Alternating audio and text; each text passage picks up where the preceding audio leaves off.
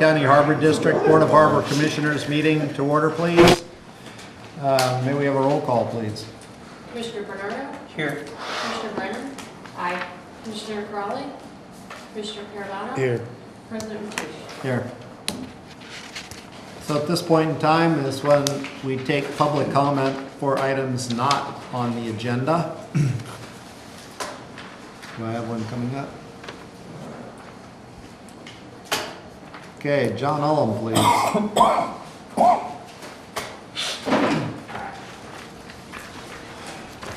Typically, when I'm going to accuse people of wrongdoing, I would like them to be present. It's not right to do so when they're not here. So this is about the $1,000 trip to Morro Bay.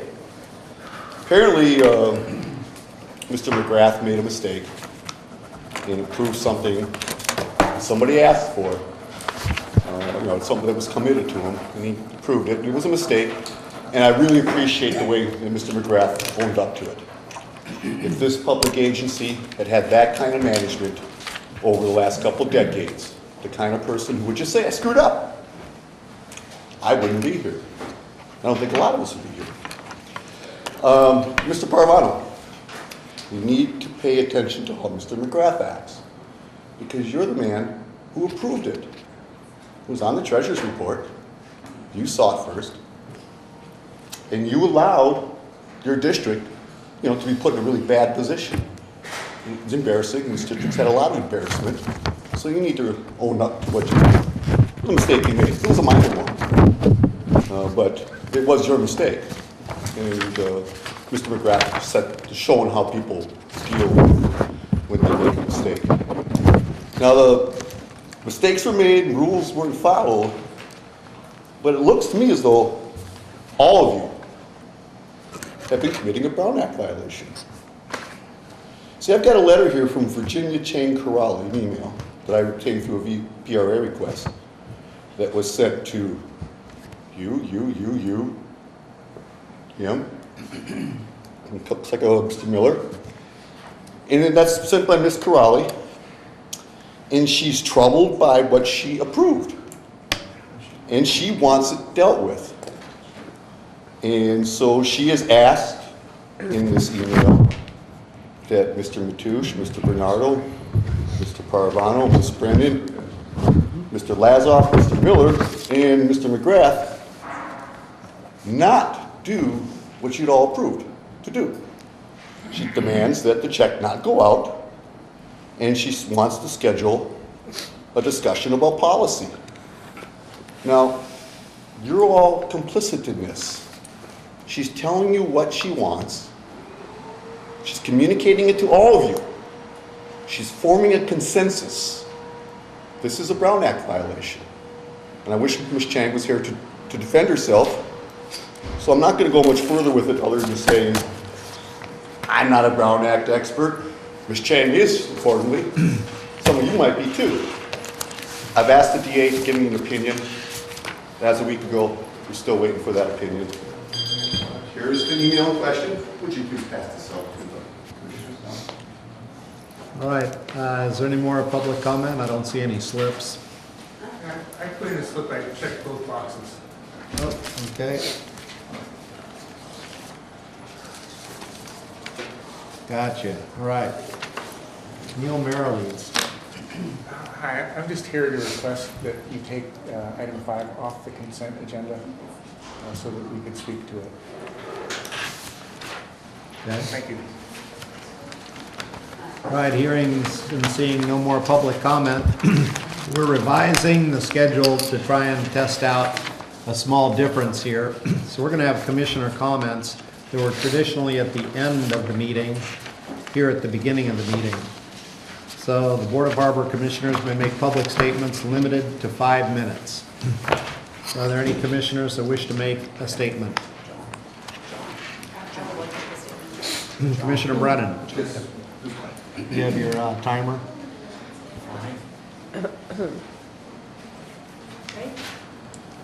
So I first want to say thank you to staff for moving commissioner comments to the beginning of the meeting instead of having it at the end of the meeting, because for many months now, we haven't gotten to have commissioner comments because the meetings have been cut off before we finish the agenda. So commissioner comments, we just haven't reached it on the agenda in the time that the board has met. So this gives us an opportunity to make comments. So I really appreciate that change in the agenda and look forward to seeing that on future agendas. And I wanted to comment on a new development with the Army Corps of Engineers. I do have this itemized as an agenda item, but it's been put on the agenda for the very last item. So I'm not sure we're going to actually get to it tonight because we have a habit of not finishing our full agendas. So I just wanted to mention, while we've got a lot of public here, that I recently was in receipt of 3 reports from the Army Corps of Engineers. I received the engineering report, I received the environmental assessment, and the economic report. And these are all reports related to Surfers Beach erosion, which has occurred in part due to the jetty, which is the outer breakwater that surrounds the harbor.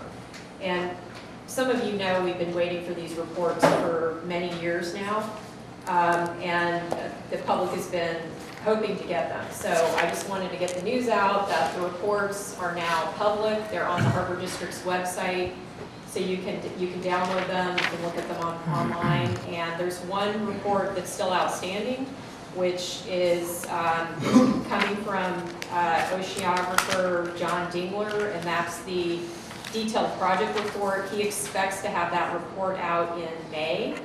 And there'll be a meeting on May 24th, which is a Tuesday night, to review these reports and also additional information about sea level rise and erosion on the coast side. That meeting will happen at 6:30.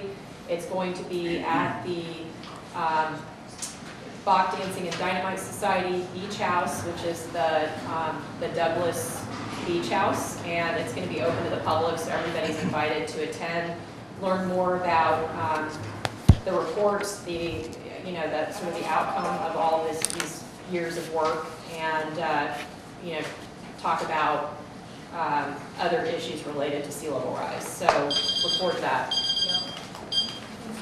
Right, any other commissioner comments? Hearing none, we're going to move on to item D, staff recognition. Is there any staff recognition tonight? Yes, thank you, Mr. Matoush. I'd like to recognize and announce the hiring of a new deputy harbor master. His name is Bobby Dunn. He's been with us about the same amount of time that I have. So I'd like to formally welcome him, introduce him, and allow him to say a few words if he'd like. Hello, I'd like to thank the district commissioners, General McGrath, for the opportunity to serve, and I look forward to my future here, everything that it brings. Thank you. Thank you. Nice meeting you. Yes, too. So we're going on to the consent calendar. Before we get on to the discussion section, I've had a request to pull items 1, 4, and 5. Is there a motion to approve items 2 and 3 by consent? I move that we approve 2 and 3. I'll second. Roll call. Commissioner Bernardo? Aye. Commissioner Brennan? Aye. Commissioner Jane Crowley? No. Commissioner Parravano? Aye. President Matoush? Aye. All right, going back to item 1, bills and claims in the amount of $177,929.34. Commissioner comments? Mr. President, if I might have a comment first, I just want to draw everyone's attention that we have a new, we've had it out, another bill and claim sheet. We found a error on it and corrected it. There was a bill on here that was not quite yet ready to be paid. Did you get the revised? Yeah. The 169 is correct. Okay. Thank you. Thank you for that, Glenn. Today I was able to review the bills and claims, and I found them to be in order. I'd like to make a motion that we approve the bills and claims for the period ending April 1st, 2016, in the amount of $169,093.31. And I'd like to make a comment. All right, comment, go ahead. So I reviewed the bills and claims last week, and the staff is doing a really good job of organizing the bills and claims, so I appreciate that. And I've noted the correction here. I did have a chance to ask a few questions about the bills. I noticed that we were paying for OpenGov again, $4,000, which I support. However, I'm really hoping that we implement that soon because, you know, we're going on our second year now with this contract, and the public hasn't benefited from it yet. But I know the staff is working on it, and I know they're working hard to get our budget imported into the OpenGov platform so that the public will be able to review the district's finances online. Also wanted to mention that I'm still waiting for a spreadsheet which shows all of our utilities, PG&E, water bills, garbage, that kind of thing, so we can see some historical data on the rates that we're paying, because there is a lot of fluctuation in the rates. And due to the overpayment of the water district, the Coastside Water District, I think that we really need to take a close look at how we're paying over time so that we can see if there's anything unusual about the payments. I think had we been doing that, we would have caught that mistake sooner, potentially. So just hoping to get that spreadsheet. I've been asking for it for about 6 months now, so hoping that that's going to happen eventually. And then also wanted to note that we have legal fees here. We've got Lieber Cassidy Whitmore at $6,066, and we've got Hanson Bridget at $20,497. And I'm hoping that we can, you know, rein in our legal costs. I think everybody would agree with that. And that's all I have. Thank you. Notice there wasn't a commission column. Is that because there was just no commission expenses this month? No, there's no commission expenses. Great. All right, thank you. And additionally, President Mateusz, with commission consent, we've consolidated commission administration into one. Okay. Perfect. So, There was a motion, I second. okay, roll call. Commissioner Bernardo? Aye. Commissioner Brennan? Aye. Commissioner Paravano? Aye. President Mateusz? Aye. Okay, moving on to item 4, discussion on commercial activity permit for Recreational Equipment, Inc. May we have a staff report, please?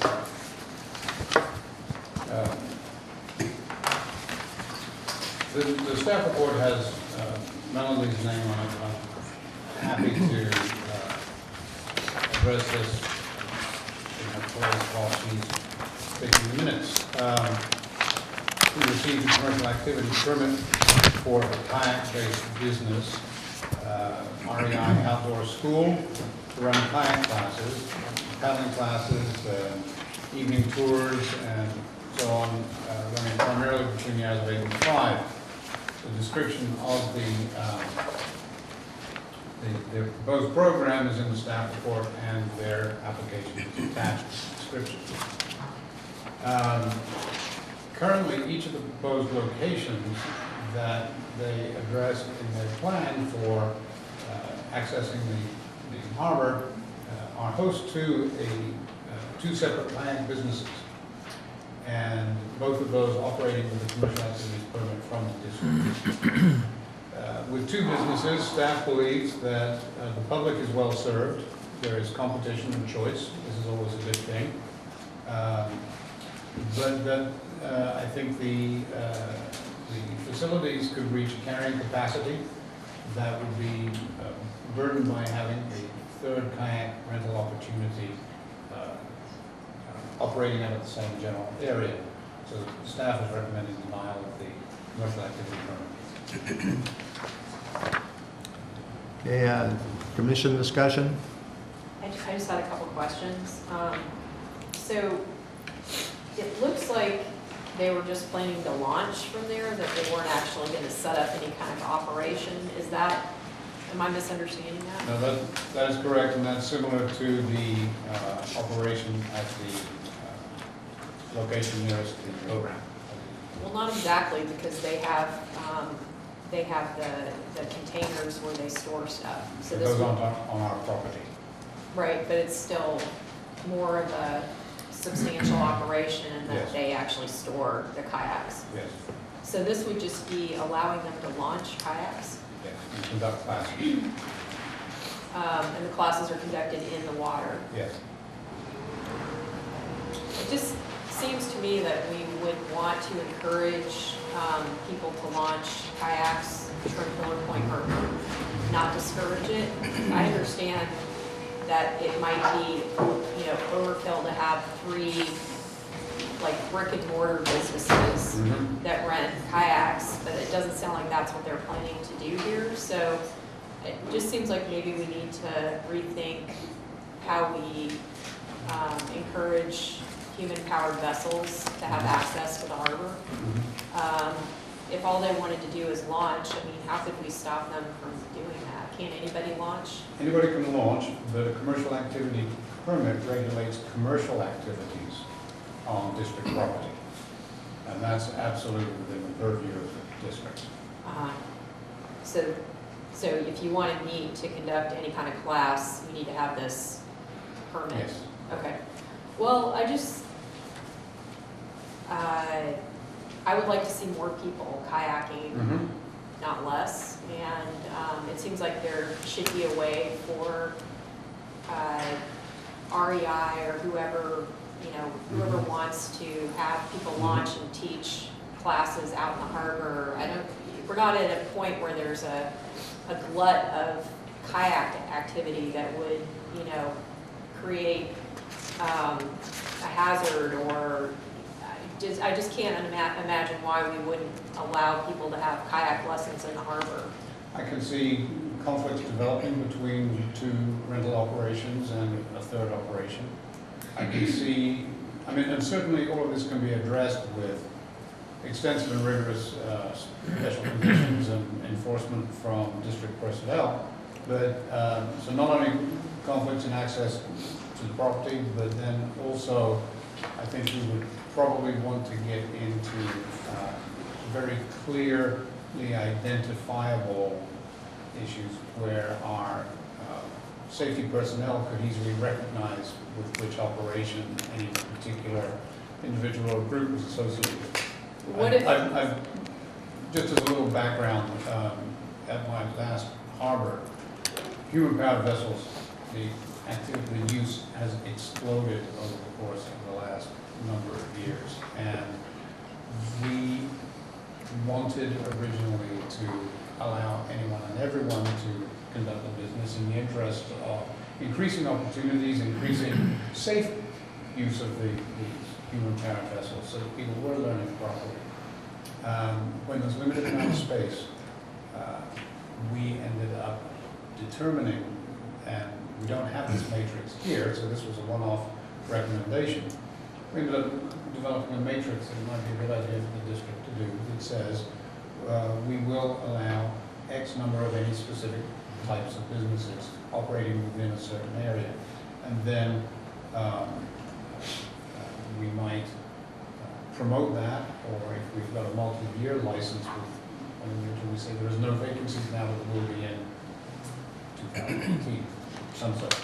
We don't have that system in place that manages it when things start getting busy. So this was a one-off recommendation on this particular application. so what if they decided they wanted to launch from, say, the Mavericks Trail, the West Shoreline Trail beach?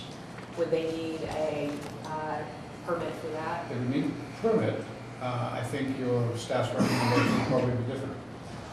So if they switched the location, Yeah, The recommendation was based on the proposal that we received that have these locations basically on top of each other.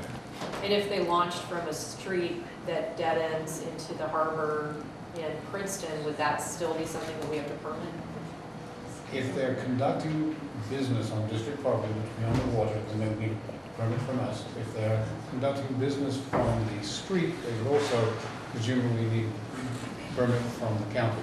Okay, that helps. One Thank of you. the things that I saw missing was nothing about rent, passenger service fees, carrying capacity, and I don't know if REI has tried to work through one of the existing groups that brings income into the harbor. That's a very good question, Commissioner Mateusz. I don't know if they have approached either of the two packs.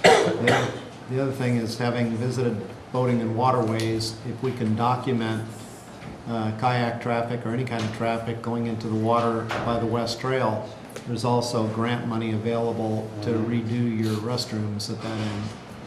So I think, you know, we could definitely have a lot more human-powered vessel activity in the harbor, and it would be good to find a way to encourage that while not stepping on people's toes as far as their business enterprise goes. But, you know, we are a district that is supposed to provide boating opportunities, not discourage them. So I think we need to maybe look at this a little bit differently and try to come up with something a little more creative. Commissioner Bernardo. Thank you. I just wanted to piggyback on what Steve said about the matrix idea. I really like that idea, and I'd love to see that at some point in our future. I know that where I work at Jack London Square, our management company does have that type of outlook in terms of tenant mix. Like, you know, you can only have X number of ice cream shops or pastry shops. After a while, they're going to start competing with each other, and it's just going to be really crazy. Restaurants, cafes, et cetera, et cetera. So I really like the idea of mindfully, you know, thinking about, okay, tenant mix and what should that look like. And I think that goes into the whole strategic planning efforts too. It dovetails into that really perfectly. So, but that's kind of where I'm at. So I'm going to vote yes on this, to deny this. I'd also like to point out that as a frequent vessel user, I don't think anyone has any idea how many kayaks there are out there now and how they continuously impede traffic. And there's been many times I've been afraid that there's going to be an interaction. People love this sport. They love getting out there. They get in the kayaks. I cannot tell you how many times you can pull up on people on a 53-foot boat and absolutely scare them to death because they don't hear or see it coming because they're going a different direction. People all of a sudden panic and they paddle right underneath the bow of the boat, and it's caused hard reverses on a number of times. So the other thing is we've just got to remind people to be more mindful and look at the traffic. But I'd sure like to see more on the West Trail. Could we do something with educational signage to help prevent collisions like that so that people are learning when they visit? Sort of smile, picturing the sign, kayak in the 53-foot red circle with a hang slash strip. Well, that would probably get the message across. It's probably better than a 53-footer with little decals on the side of kayaks. All right, any more staff commission discussion on item 4? Hearing none, to summarize, do we have a discussion on the vote? I want to make sure everybody's clear. A yes vote means we're going to deny the permit, or they can resubmit or go on with somebody else. A no vote means we're going to support their going in. Is that correct? That's correct. Is that clear? All right, roll call. Commissioner Bernardo? I'm sorry, there was no motion. There's no motion yet. I'm going to make the motion. Sorry. Okay, you were going to make Yeah. it. Got it. Got it. I move that we deny the request for commercial activity permit for Recreational Equipment Incorporated REI. Commissioner Bernardo? Somebody we said need a second. We need a second. I'll second it. Okay. Thank you. Roll call. Commissioner Bernardo? Aye. Commissioner Brennan? Aye. Commissioner Paravano? Aye. President Mateusz? Aye. Right, now moving on to item 5. This is going to be an interesting item for us. So may we have a staff report on item 5? Thank you, President Mateusz. First of all, I want to recognize the public that have shown up this evening to, I think a number of the public are here this evening to weigh in on this item. And we did receive an application for a commercial activity permit for beach volleyball at Birch Beach. And I did meet with some of the promoters of this idea, and I think this was actually a classic example for me anyway of why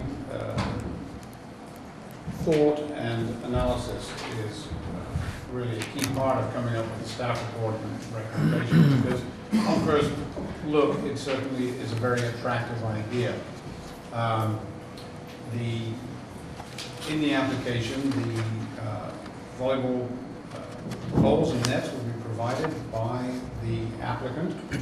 The nets would, the posts would not be set in concrete, so would be removable. The courts would be available to the public. Would be used for training between 8 a.m. and 8 p.m. The girls' volleyball team using them most afternoons. In reviewing the application, this is an operational determination, and I'm unclear as to how the general public availability and the girls' volleyball team using them most afternoons would coexist. I do believe that this is all for training and practice. It wouldn't be matches. The 8 players and 2 to 6 cars at one time. So, as I started to look at this project a little further, the first thing that occurred was the idea of the use of the site for overflow parking. I walked the site. The site is hard packed, and evidence of the fact that it has been used for years for overflow parking. Last weekend was the opening of the recreational salmon season, and while there weren't boats and trailers parked there, apparently there were quite a significant number of cars parked on Birch Beach. We have lost, we apparently lose some parallel parking recently due to encroachment onto the coastal trail, and so the Coastal Commission prohibited that use. That apparently resulted in the loss of about 25 spaces. And also during special events, fishing fleet, passenger triathlon in the area, could be used for event staging or parking. Staff questions whether the hard-packed nature of the current sand would be suitable for volleyball, or whether the loosened sand suitable for volleyball would be appropriate for parking, and so those issues could be compatible with uses.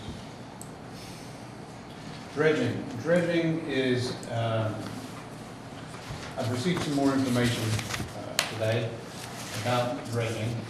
The selected site is not in fact designated as a dredge disposal site. It has been used as such, but there is no existing formal recognition by coastal or the Army Corps of Ground that it is a designated dredge disposal site. Additionally, as we are putting effort into looking at other places to put our dredge spoils, we probably want to avoid using that site anyway. We'd like to see the dredge spoils go over the breakwater towards Surface Beach, or to more around the Princeton shoreline. The Birch Beach was originally created, however, as direction from coastal when the breakwater was first put in, and recognition was apparently that the breakwater would lose beach, therefore it was appropriate to create beach as a mitigation of the project. However, again, there is no current designation of that site as a formal or official dredge spoils disposal site. I want to clarify also, though, very clearly that staff is very supportive of activities like beach volleyball, like as in the last item, human-powered vessels, kayaking, stand-up paddleboards. But due to the conflicting uses for that site, staff is recommending, again, against approval of this permit. I should say, however, that I can understand the recognition of the appeal of this project. And I think one of the things the commission should consider is carrying capacity again, same sort of discussion as in the last item.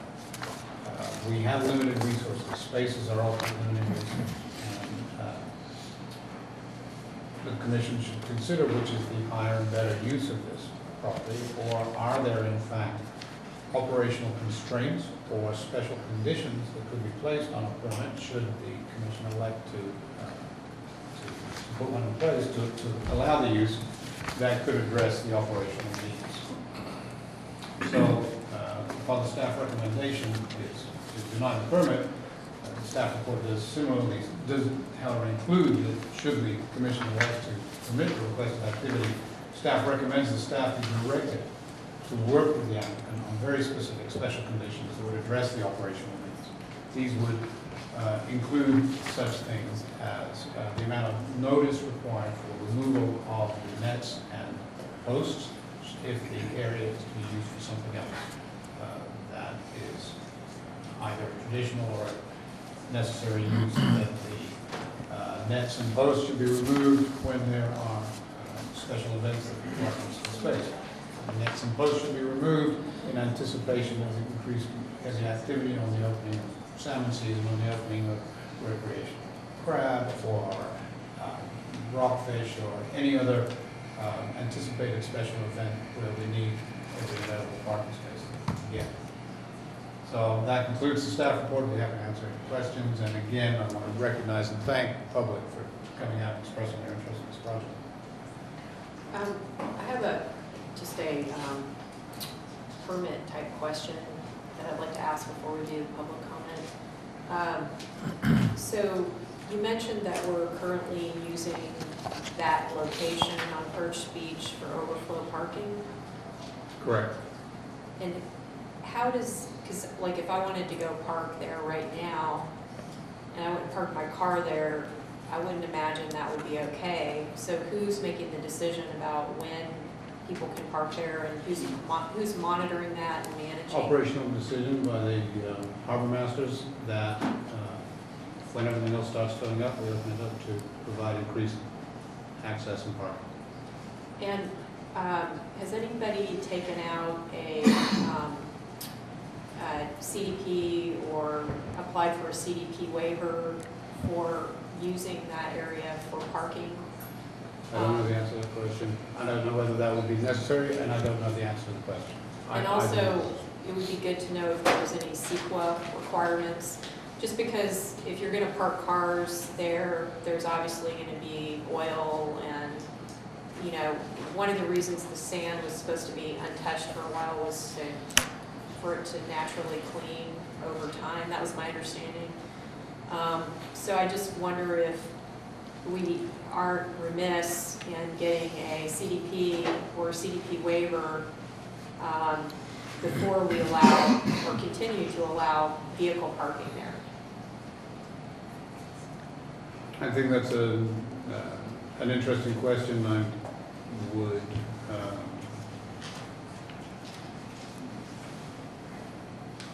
I would want to chat with Coastal. I think that it would be difficult at this point in the year to preclude that use going forward while we investigate that. But certainly, I mean, if we're unsure whether or not it's allowable, shouldn't we just check in and see what they say before we allow it to continue? I think that we could grind to a halt very quickly in everything if we did that, because I would think that we could look around the harbor and apply the same rationale to many things, such as kayak rentals. So you're suggesting that we need a CDP for kayak rental? I'm not suggesting that. Okay. But what I am suggesting is that if we need to ask that question before we continue these historical uses, then we would grant it. Really, Steve? That sounds like some excuses to me. I think it's your job to make sure that we are following the Coastal Act. It absolutely Okay. is, okay? Good. And, yes. With that direction, I'd like to entertain public comment before we take commissioner comments. So let us start with Neil Merrilees. So you're limited to 3 minutes. Hi, everybody. Thanks for taking up this consent agenda. I really should be speaking second because somebody else will tell you what a great project this is, but I wanted to speak directly to the denial, which was kind of a surprise to me. My comments have to do with Speak that. up just a little bit, because Oh, okay, I'm sorry. I'll bend over. How's that? Get closer to the mic. It's not a commercial activity at all. I don't know if you have another permit, a non-commercial activity permit, but there's no money to be made here. I didn't specifically apply for a commercial activity permit. I can't imagine how this could be commercial. It's open to everybody for free. It's recreation is what it is. And then about the disposal site, I guess you found that out. Of all the sites in the harbor, this is probably the one that is not the disposal site for the future. That was made pretty clear at the last Coastal Commission meeting. Of course, staff wasn't at the Coastal Commission meeting. But in order to get the permit, they made Peter Grinnell write a letter. And here's just one paragraph from the letter.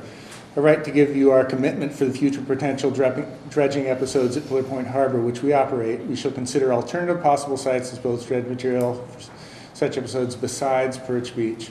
Further, we shall engage Coastal Commission staff with other concerned regulatory agencies from the outset of the permit process to enable early and full examination of disposal site alternatives. So right now, this is not a disposal site. It probably won't be a disposal site in the future. If it was a disposal site, or if we needed to take sand off of that land, man, I would be the first one out there in the middle of the night to take those posts down. To move sand to Surfers Beach. So sand, this is such a low impact use of posts in sand for public use.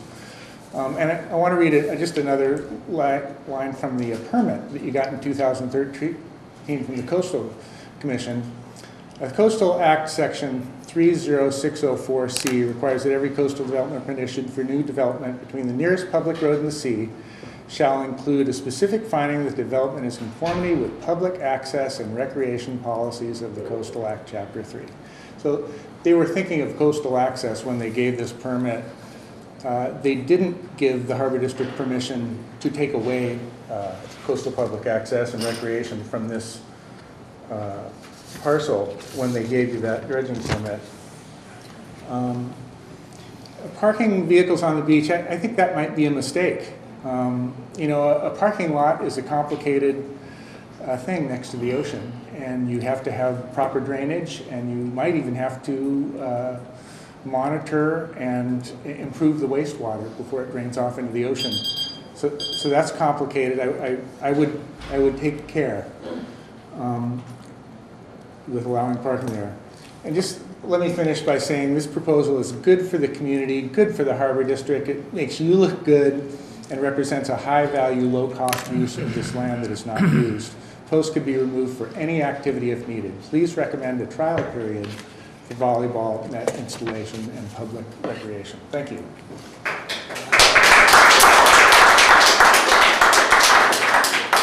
Greg Merkel, please. It's Greg Merkus, and I'm a coastside resident. I live in Montera. I'm the JV Half Moon Bay High School head coach for volleyball, for girls volleyball. And what I see is an opportunity here. Something that's happened in the past 4 years is most universities and most colleges now offer sand volleyball as a sport, and they can get actual scholarships for sports. It didn't happen. It just started, and they're giving out a lot of money, a lot of scholarships for sand volleyball. The reason they did that was because they needed to have an extra any male dominant sport had to be matched by a female dominant sport, and they wanted to add male dominant sports, so they picked some of the cheaper female dominant sports, which one sand volleyball was, and they've given full scholarships to girls, and there's many full scholarships for girls to get these sand volleyball scholarships. It's a big opportunity. It's just right now happening, so we're right at the beginning of it. I think in the future these scholarships will be taken up by a lot of other Southern California girls and that play on the beach, Florida, that they play on the beach a lot. It's a big opportunity for us right now to be able to send our girls to some sand volleyball training. The only problem is the only place we can do it right now is in Santa Cruz. So we have girls that are traveling from here to Santa Cruz every day for volleyball training, for beach volleyball training. And to me, that's somewhat unacceptable. I think we need to find some courts in closer to Half Moon Bay, closer to the community that we live in. We had 2 courts down at Montera Beach during El Nino. They were permanent nets, and when we played there a lot. During El Nino, it wiped out those courts, so we no longer have those courts. So right now, the nearest sand volleyball court is Santa Cruz, and there's, I don't know if you've seen it, but they have there's a big program there, very successful program there, and it's just a little bit too far for us. As far as the public being able to play on these courts, it's not just going to be our girls. We have our girls here. It's not just our girls that are able to play on. Sand volleyball is teams of 2, so 2 people play on each side, and these courts would be called what's called challenge courts, and that's how they do it in Santa Cruz. Anybody that wants to come in and challenge, public or whoever, as long as they have 2 people to come in and challenge, they challenge the winner and they play. So if we're having a practice and the girls are playing and somebody wants to challenge in, they challenge in. They play as much as any of the other girls. Everybody gets to play, and that's the way we do it in Santa Cruz. That's the way we do it here, and it works really well that way. So there really is no problem with public being able to play. Anytime public wants to come to play, they get to play. They might have to wait in line, but they get to play. And that's about it. Thank you very much.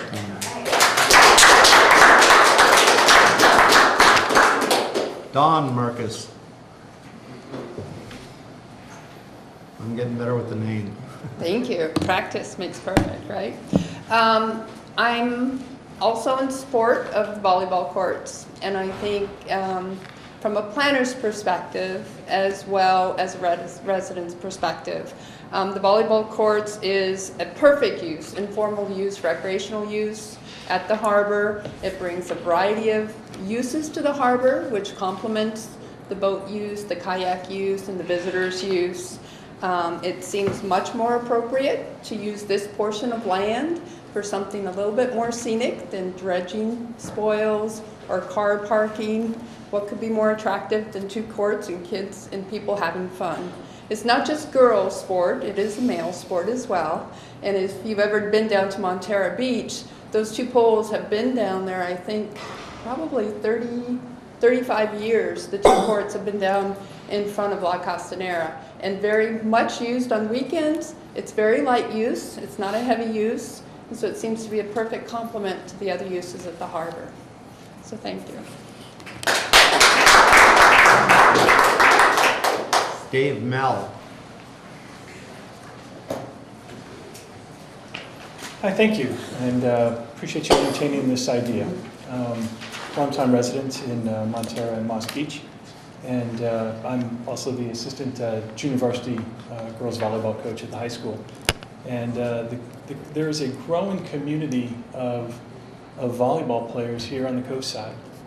It's fantastic to see the kids really dig in and have something to do that's meaningful and have opportunities, as Greg talked about, to hone their skills to the level of achieving college scholarships. For indoor volleyball especially, but with sand volleyball, as Greg mentioned, is really an up-and-coming sport and great opportunity. I love the harbor. I love going there. I love buying crab. I love buying fish right off the boats. I love the mix that it offers and the people it attracts from locals in the community as well as visitors from over the hill and elsewhere. To be there and offer volleyball that, as Don said, is low impact But to have something scenic like that, you have kayakers out on the water, you have volleyball players there, you have the fishermen coming in with their fish. It's vibrant. And I just love the picture this paints, and that the volleyball program there at the harbor with 2 nets would just add a great flair and a flavor, and I think be a win-win for the harbor district. I think it'd be a win for the kids, it's a win for the families, it's a win for the coast side. It's a win for the businesses that are there, because I couldn't imagine something better than to be playing volleyball and then just hop over and grab a bite to eat right there in the harbor. It's a win all the way around. So I certainly support this and hope you support this initiative. Thank you. John Ullum. He's lost her room. Claire Dufresne.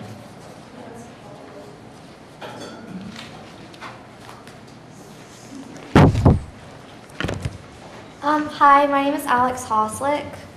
My name is Claire Dufresne. I'm Sophia Garibaldi. And we all play for Half Moon Bay High School, and we also play club volleyball year-round, and just in the recent years, beach volleyball. We love playing beach volleyball, and it really lets us interact not only with our age group and different genders and stuff, but having other age groups of older people. We mix, and it's really fun. Montera is very convenient, but unfortunately because of El Nino, it's being washed away. And it's just very unfortunate because we've had so much fun in this past couple of years playing and just being able to do new activities we haven't done before in Half Moon Bay. And it's been a great way to interact with everybody. It's the next closest beach is in Santa Cruz, and it's inconvenient to drive an hour away to get all the way to Santa Cruz when we have our own beaches 5 minutes walking distance here in Half Moon Bay. So I heard an issue was the poles are an issue with parking, and since the poles are removable, they can be moved for parking or special events. So I just want to clarify that. And one really awesome thing I feel is that because we're kids, we care about our beaches so much, and we don't leave any traces behind us or others, and it's a great way for us to connect with the community. We are asking the board to please consider allowing beach volleyball at Perch Beach or any other area in the harbor. This is really important to many student athletes in the community. Thank you.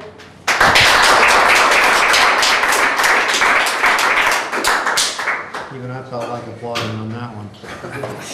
Now, did Julie Mel, was that one of the 3? No, Julie Mel. Hi, I'm Julie Mel. I'm a Montera resident. Beach volleyball is a growing sport, as you've heard, and our coast has both the community numbers and interest to build sand courts in the land at Perch Beach. Our beach, as you know, in Montera has been pretty much decimated. There's very little beach. I'm a runner, and you can't run on it anymore. We had to remove the poles so they didn't get washed away. But they're utilized. They're heavily utilized. These poles and nets at Perch Harbor would bring players, parents, and spectators to the harbor, not in large numbers by any means, since there would only be 2. But it would support the surrounding businesses and restaurants. I've always enjoyed watching, I can't see my notes, I've always enjoyed watching the drop-in social challenges, organized team sports. There's something very unique about this challenge, what they do as the challenge, where you're 2-on-2 and the winner then plays the next set, and there's never been issues. It's a really nice, peaceful environment that seems to work, and I'd love to see it happen at that beautiful harbor. As a coastside resident, we worked hard getting poles placed on our stretch of the beach, and as I just said, due to natural causes, they're no longer available. I'm very supportive of this proposal to build sand courts in the space, and hope you'll reconsider your denial of the proposal. Thank you very much. So Do any other commissioners have a comment? I know I had a couple of questions. I have some comments, but I'm happy to wait. Thank you. I believe you made a good number of them so far, which we appreciate. The sand and the maintenance. So do you need loose sand, or is the hard sand that's there adequate? We're not 100% sure, but I'm thinking that if we raked that sand, either mechanically or just by hand, that it would fluff up and it would be usable. If it's not, and we need to do something else, then we would talk to you and perhaps, dump half a load of fluffy sand. But the idea is that sand would be usable as long as we raked it and kind of took the weeds out of it and fluffed it up and let it dry. So is grading required, or I it's don't think fine so. like it It is? seems to be pretty flat. Yeah, no, it seems fine. I would imagine we'd have to do a little more than raking. I walked it today and it's pretty compacted, so I think we would have to get some kind of machine in there to fluff it up. Maybe a tractor with a rake. But the idea is that we'd like to try just using exactly as it is. I guess whether it's hard ground or loose sand, and then how often that has to be done becomes an issue. Personally, what you've said is very interesting, and I guess I'm leaning towards hearing more conversation.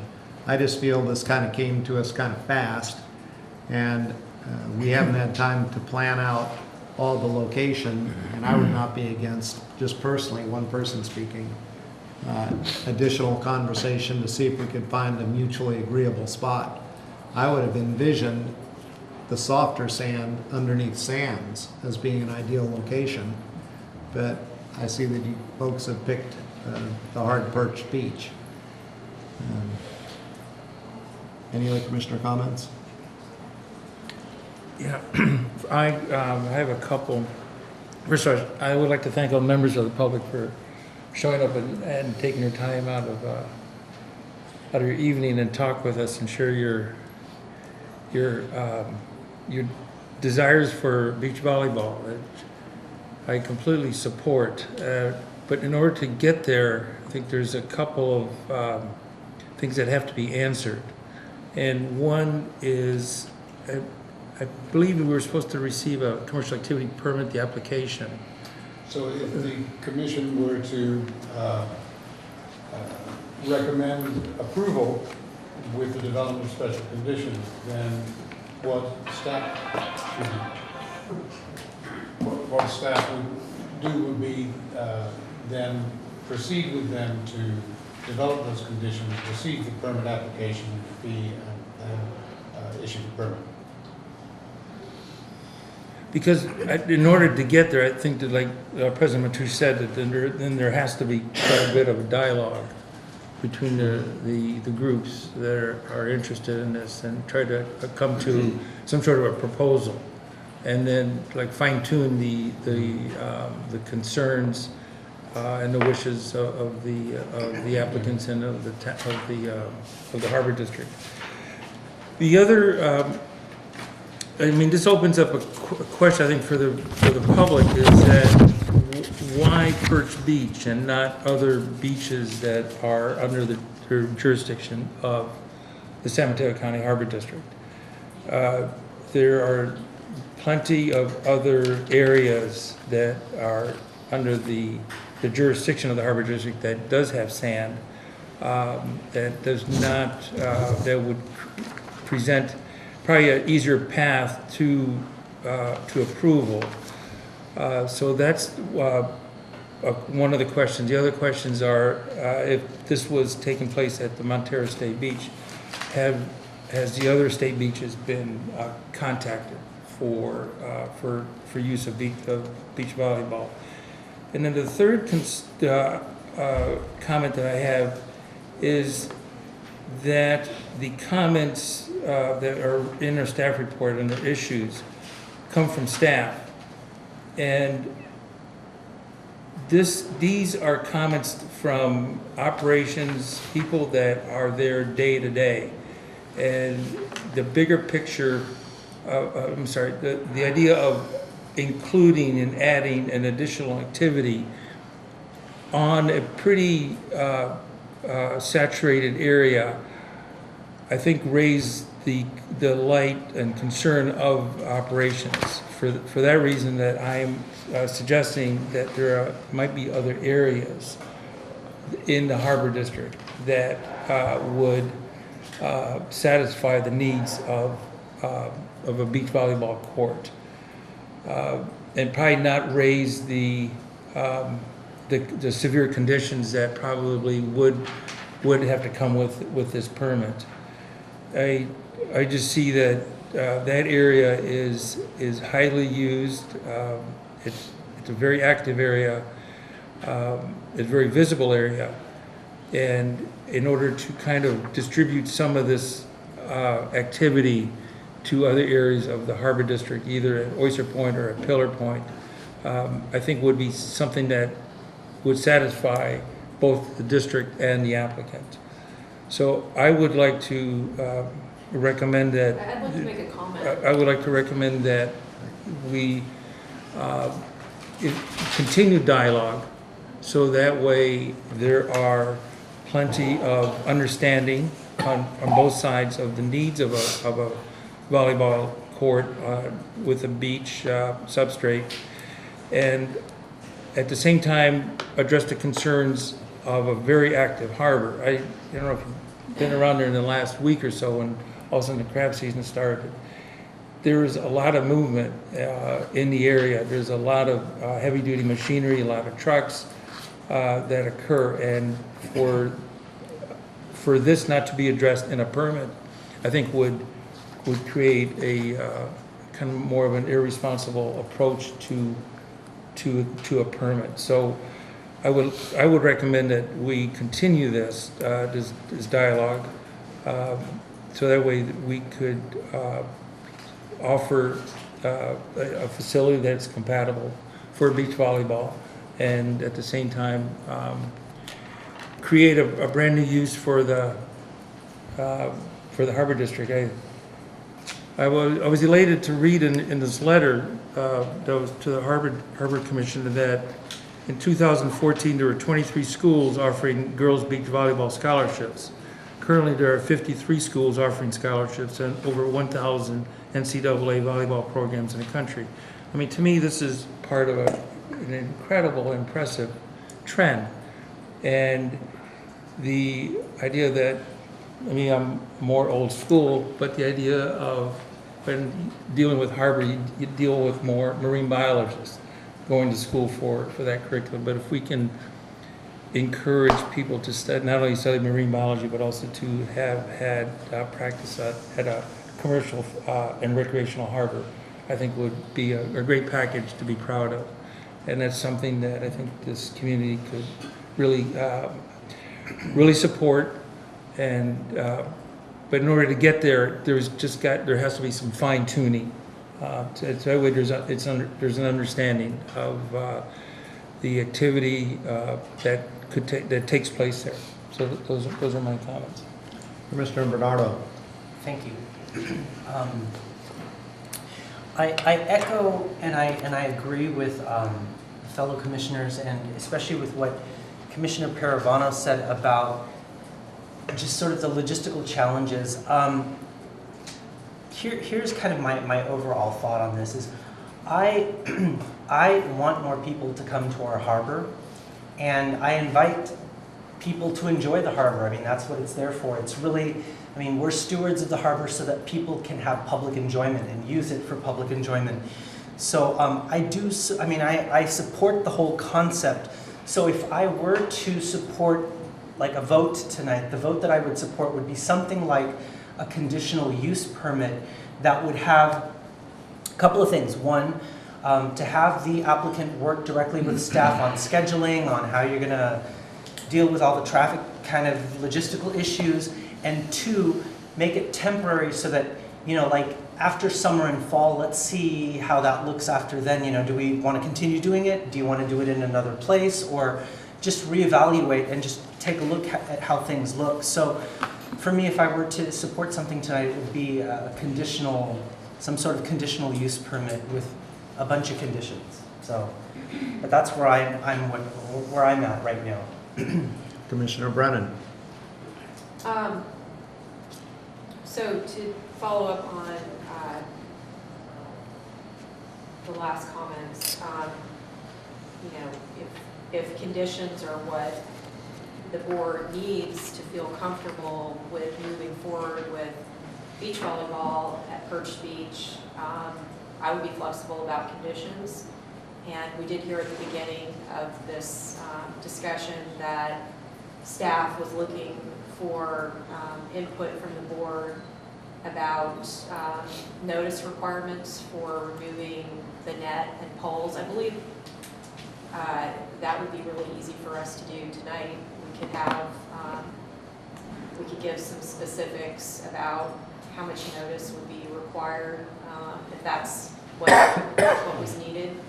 But I want to back up and just say that I really appreciated getting all the emails that were sent. I must have gotten, I don't know, 10 or 15 emails from members of the public, and I read all of them, and I appreciated getting them, and I appreciate that the public showed up tonight to speak to this and to educate the board on this sport.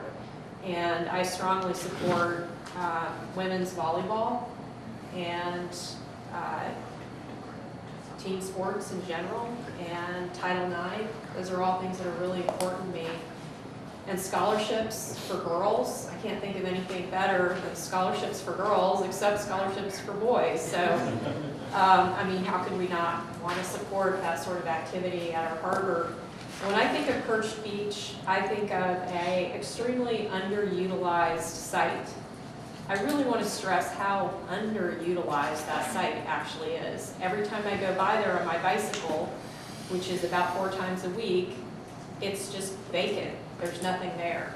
So I understand that during like peak situations where we have like maybe the opening of crab season or something monumental is going on, that maybe that area has been commandeered for car parking or boat trailers or whatnot.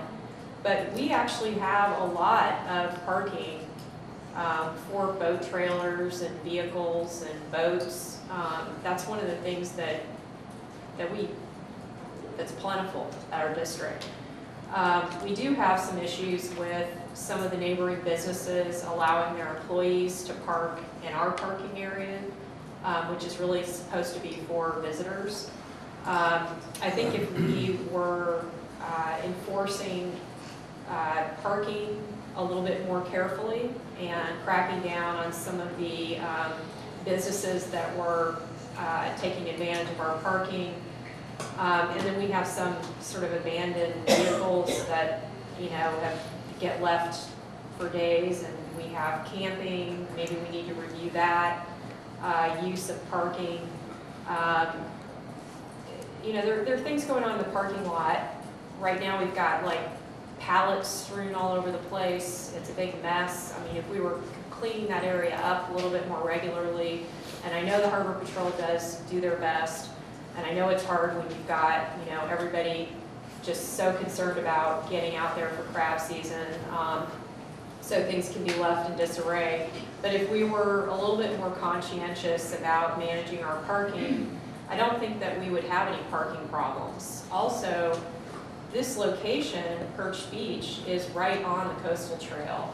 And we're talking about kids playing volleyball who can ride their bikes, and some of them can even walk to this particular location. So we're not talking about necessarily having people have to travel really long distances in cars to get there, but it seems like a great thing to be able to ride your bike to volleyball practice. You know, it just seems like the perfect use. Perch Beach is, in my opinion, just, you know, waiting for the right use, and this would seem to be it. So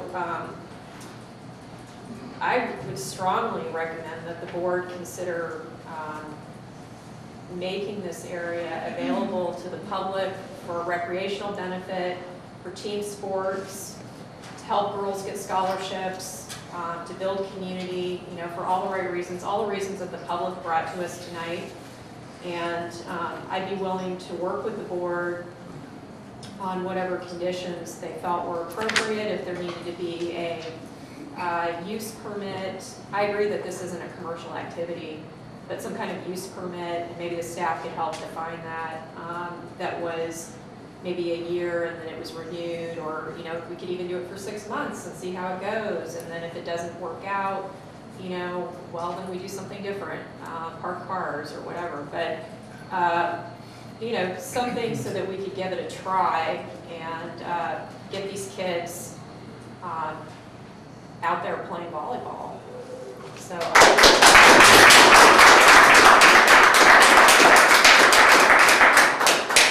So I would like to make a motion, and I'm open to amendments because I think Commissioner Bernardo had some specific things in mind.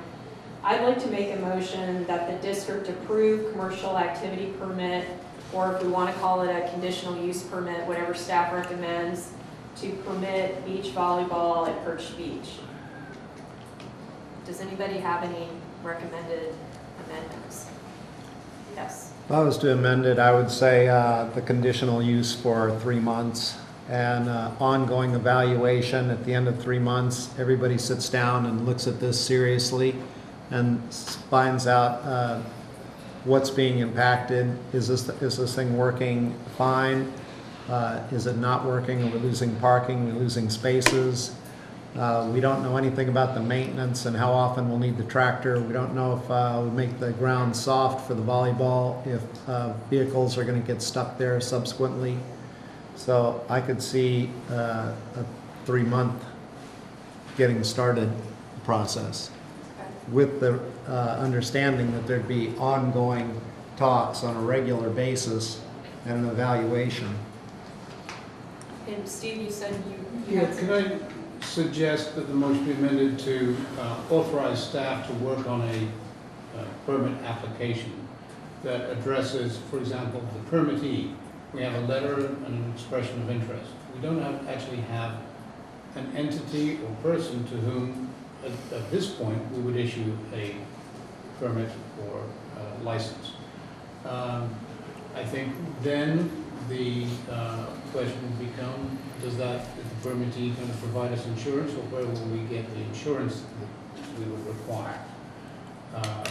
We would want to condition that permit on the noticing requirements. I think because of the way harbors work, 24 hours noticing requirement is probably appropriate. We do have a local permittee, so we wouldn't be bringing folks in from out of the area on short notice. And it does seem to be well supported, so that if there could be a phone tree at the other end to affect any changes that need to be necessary.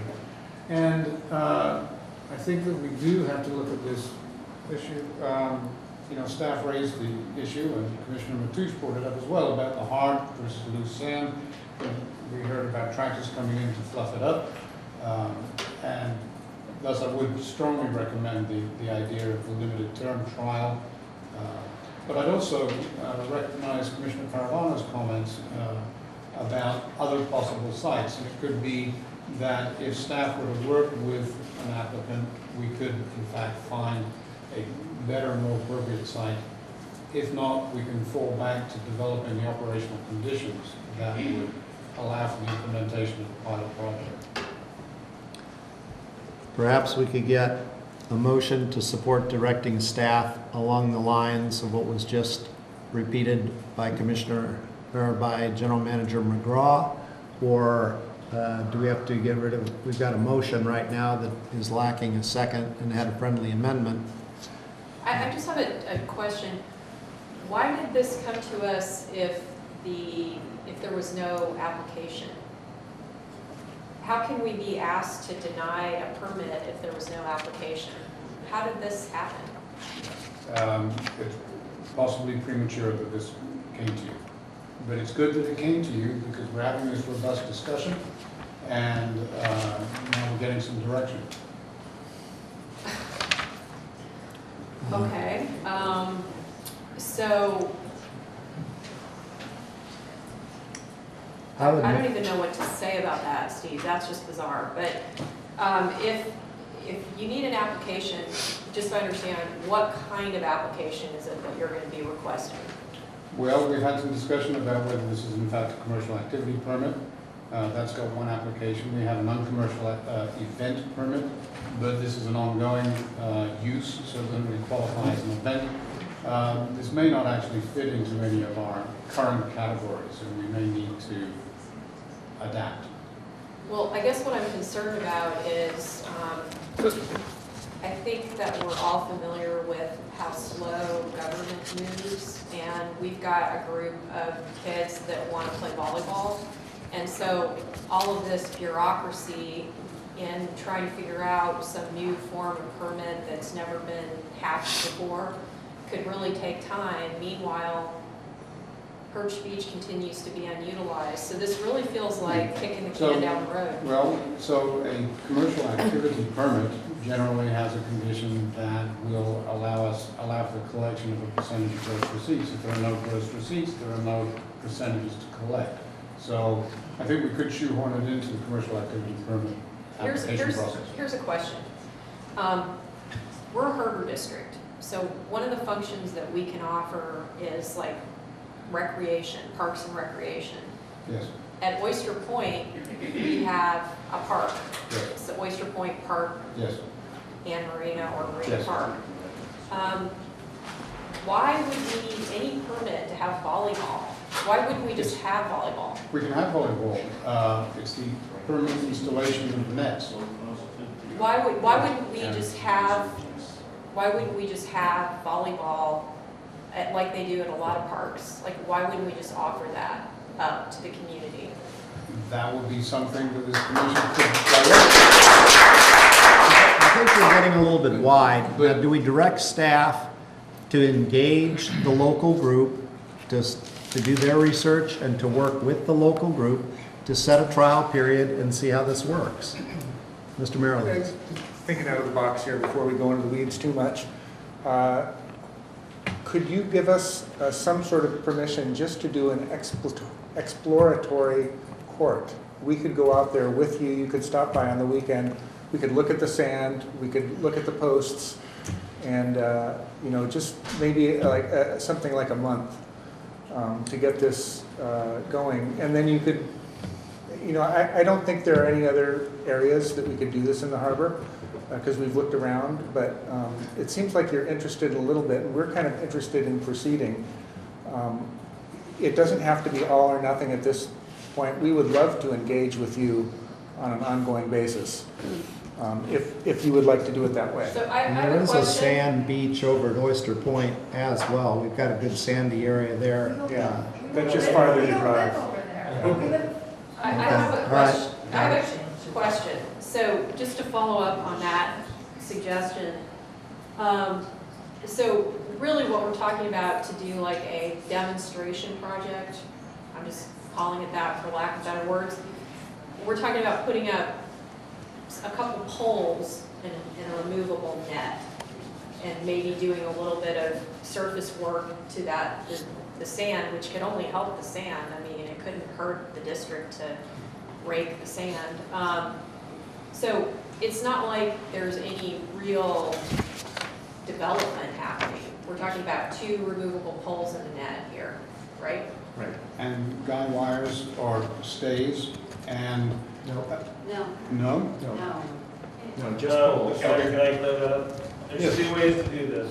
One is sink the pole, which is dig a hole and put in wood poles. And to remove those, it'll take a little more work to remove them. It'll take us probably a good 5 hours to remove the poles. Or we can bring our portable net, which we set up, which is with the guide wires that you just put them up, and we can remove those in about an hour. We can set them up in an hour and remove them in about an hour. So there's 2 ways to do it. So why? The permitting part is for the allocation of what in leasing is called the demised space, an identified space allocated to a certain group to have a specified use to the exclusion of other uses in that location. That's what the permit is for. But to we get still back, need to identify a permittee and an insuree. to get back to the idea, though, that we are a district that's supposed to provide recreational opportunities. Don't disagree. We have a playground for children at Oyster Point.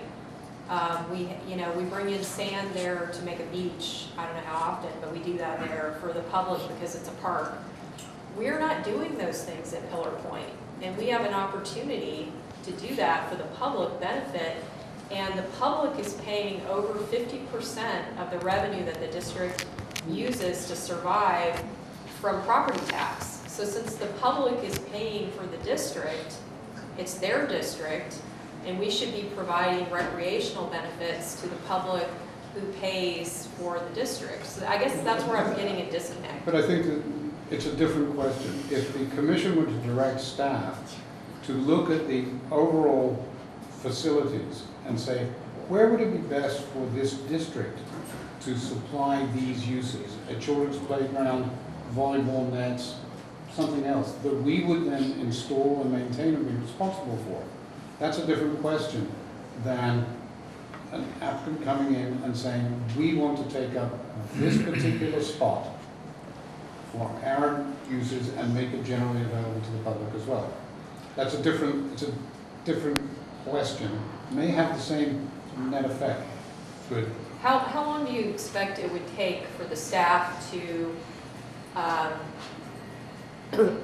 work with the volleyball people to, resolve these issues so that we could have volleyball? How would you like to prioritize our work? And if, some other things would give if the commission were to direct that we make this implementable by Memorial Day weekend. Other things would give. We cannot just keep adding to the #1 priorities. Okay, I'm having a hard time keeping a straight face. So direct us. It's just that we're talking about putting up poles. I believe it's time to vote on your motion. I'm gonna withdraw my friendly amendment and possibly make another one. So is there a second to Commissioner Brennan's? I'm sorry, can you please repeat the motion? I got lost in the conversation. Okay. There's so much going on. So when I started this, what I was saying is that I'm happy to have this motion amended to include, a limit, if it's a 3-month conditional use, that sounded reasonable. That's what Commissioner or President Mateusz is comfortable with. So I'll try to incorporate that in. If there's something else that you think should be incorporated. So the motion was for the district to approve volleyball at Perched Beach. I'm going to take out the commercial activity permit because staff told us that's not appropriate. So I'm just going to say my motion is that the district would approve beach volleyball at Perched Beach for a 3-month conditional use upon review and then extension to be determined by staff. Does that sound reasonable? As long as we had the full understanding that you would be looking at other places, as Commissioner Paravano pointed out, state beaches. We can't take our boats and launch them there. The crabbers don't use the state beaches. It may be a better fit, but we want to see that you folks are up and working as soon as we can. The thing is, we're rushing staff, as General Manager has indicated.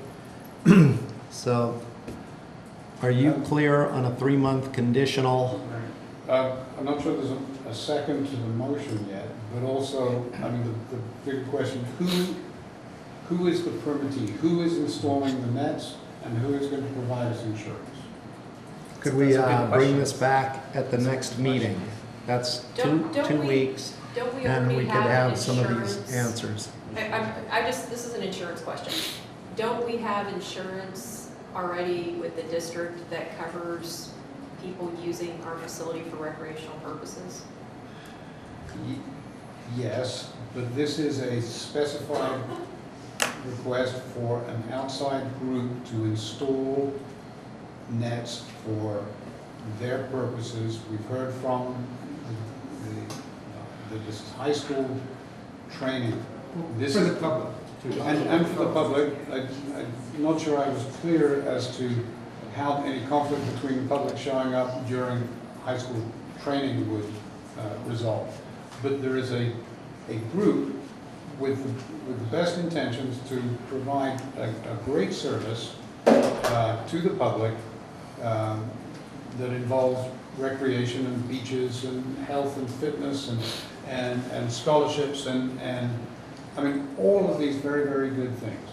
So we heard that the public can jump into the game. I don't know how the game works exactly, but what we learned tonight is that the public can get into the game. It's not exclusively for the students. So it is open to the public. Even the games that the students are in are open to the public, and then of course the public could use the volleyball themselves if they wanted to, so then they could have their own games. And Neil, could you speak a little bit about insurance? Is that something that you've thought of? Can we have Steve Miller say something about? Could I just jump in for a second? I may be able to offer something helpful that will help you in the decision Right, in that this is obviously area, difficult for you. if I may, in this area of sort of risk management and exposure, legal, that type of stuff. Okay, so, and I will, thank you, Mr. Bernardo, I will constrain my comments to legal ones. So it seems to me there is a fundamental difference that is being blurred. One is whether the commission wants to direct that volleyball courts be placed at a particular location for use by the public. And that is different from, do we want to allow a particular entity or person exclusive access to a particular area to erect, to put up a volleyball court and then control access to it and control the use of it in a way and maintain it and be responsible for it. And the second of those would, while I agree that it may not be a perfect match for the district's set of ordinances, is clearly something that is in the neighborhood of a permit that this commission would grant. The former, you need no permit. So it seems to me, and now I will get to your point, is that if you're going to be granting control over a certain piece of your district, you want to know to whom you are granting that control and that that entity does have insurance. Just the same way, even though you're right, Commissioner Brennan, the district is well insured, if you own a home, you may have house insurance, but if you were to, let someone have a party in your house, or if you own a club, you want them to have insurance too. There's nothing inconsistent with requiring insurance of a permittee with the notion of the district also having insurance. So what I'm hearing, and makes me a little cautious because I want to see whatever legal documents arise out of this, is it's not clear to me exactly how exclusive the control over this property is, exactly who's responsible for maintaining it, exactly how the use will be controlled, and who is the entity to who will be responsible for all that. None of that is important if all you want to do is direct staff to go put up some volleyball nets so that the general public can come and play volleyball on the beach. That would be like putting up a playground. That's a very different action. Can I ask a question about that? I think that's helpful in terms of clarifying this. I thought that was helpful. So just to cut through all the red tape and just have volleyball, couldn't we just direct staff to work with the public to put in the volleyball courts on a temporary basis, and the staff wouldn't even have to pay for anything or do anything because the public's willing to do the work as volunteers? Is there a way we could allow the volunteers to do the work? Yes, I think we ended up in the same place there, Commissioner Brennan. Certainly if, for example, a group of members of the public were to give us volleyball nets, and the commission were to direct us to make sure those nets were installed in the proximate location, then, and that there was, we still got the maintenance issue, and we've got the site prep. I mean, I heard tractors coming in to turn over the sand. In that instance, then the district would be in control. There would be no permittee, and the general recreational uses would be, as you described, covered under our insurance. It could then be that if there was a specific time period when a certain group wanted those courts for games, then we do in that instance have athletic event permit, athletic event activity permits that would fit nicely into that. So that Would be a way to make it work. could get us through this. Uh-huh. So how could we do all of that? Because we know how busy the staff is with like minimal staff time to get this off the ground. Like how could that happen? Direct us to prioritize it and accept that, I don't know, what, that something else may drop off. For example, you know, we've got pallets, certainly we've got pallets in the parking lot because there were crab pots there, and there've been crab pots there for Right. months, and the crab pots have just left. I totally understand, Yeah, so the yeah. staff has cleaned that up. That may slow down. We may not,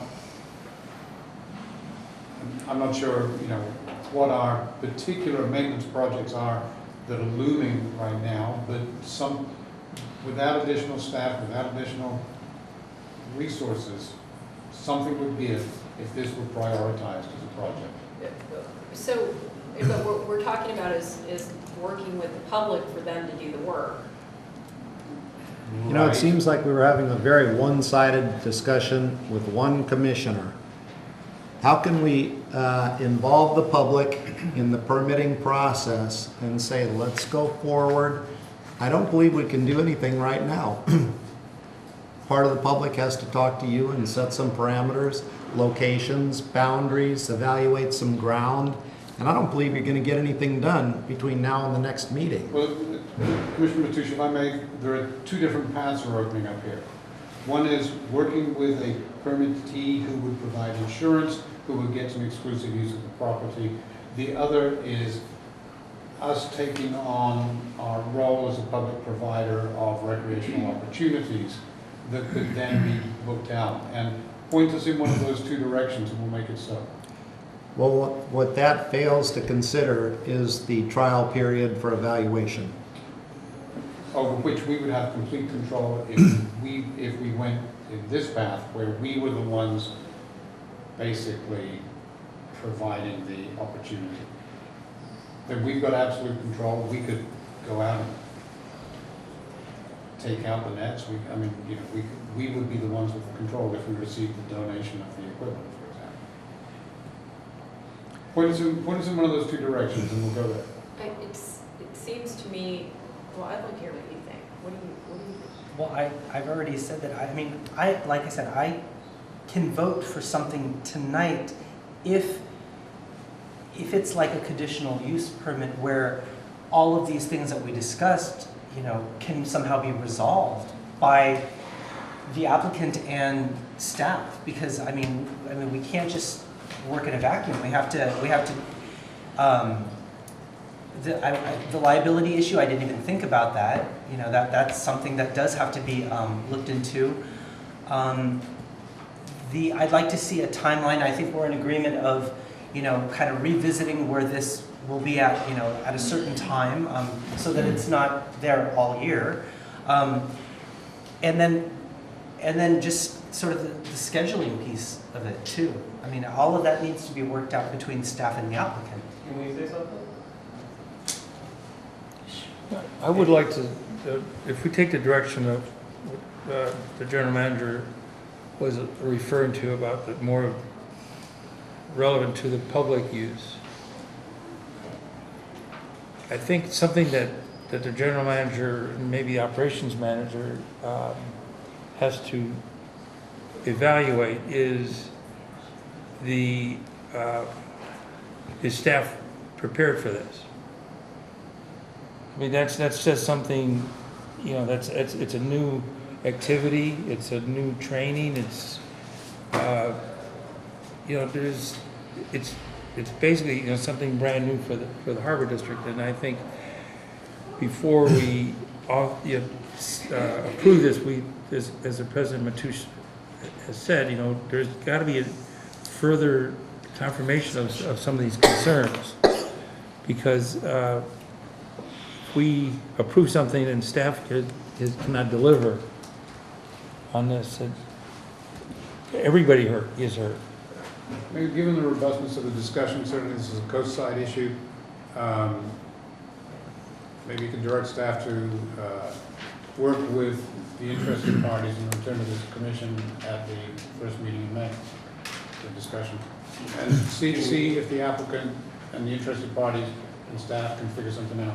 Randy? I was going to suggest too, I think I heard one of the speakers this evening talk about the ability to use a temporary net to take an hour to set up, an hour to take down versus installing a permanent thing. There's some concern about the sand and the condition of the sand, whether or not that's going to really be suitable without a lot of work.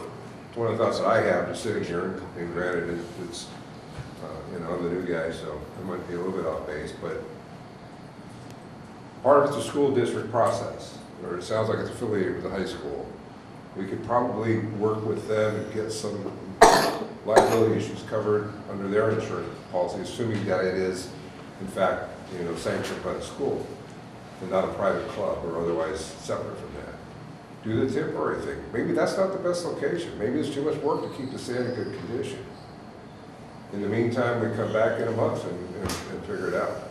I mean, I think that would be less onerous on the staff than a lot of the things that have been talked about so far. So may we suggest that the commission direct staff to work with the public and work with an interim position, and we'll see how far we get on the whole project.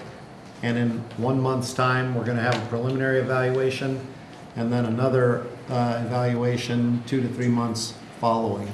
By then we'll be in summer and we'll see what kind of patterns and activity and things that we have. So if I could ask the relevant members of the public to give you contact information to Randy, and we'll get some conversations going. I've already put it on our planning calendar for the first meeting in May.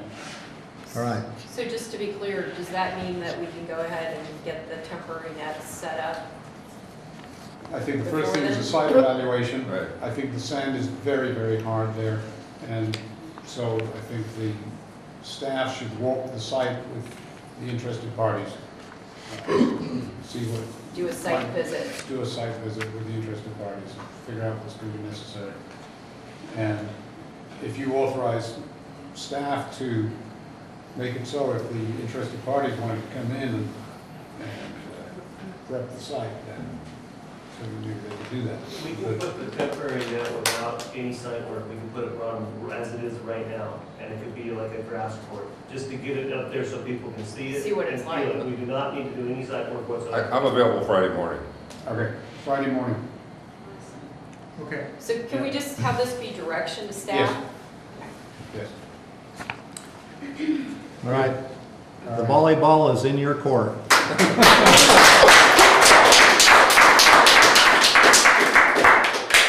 Thank you. Thank you. Thank you. Item F on discussion.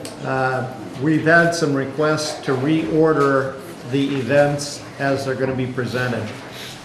So we're going to start with the Resource Conservation District, and we're going to follow that immediately with item 11 because there was thought that the RCD would be interested in the West Trails project.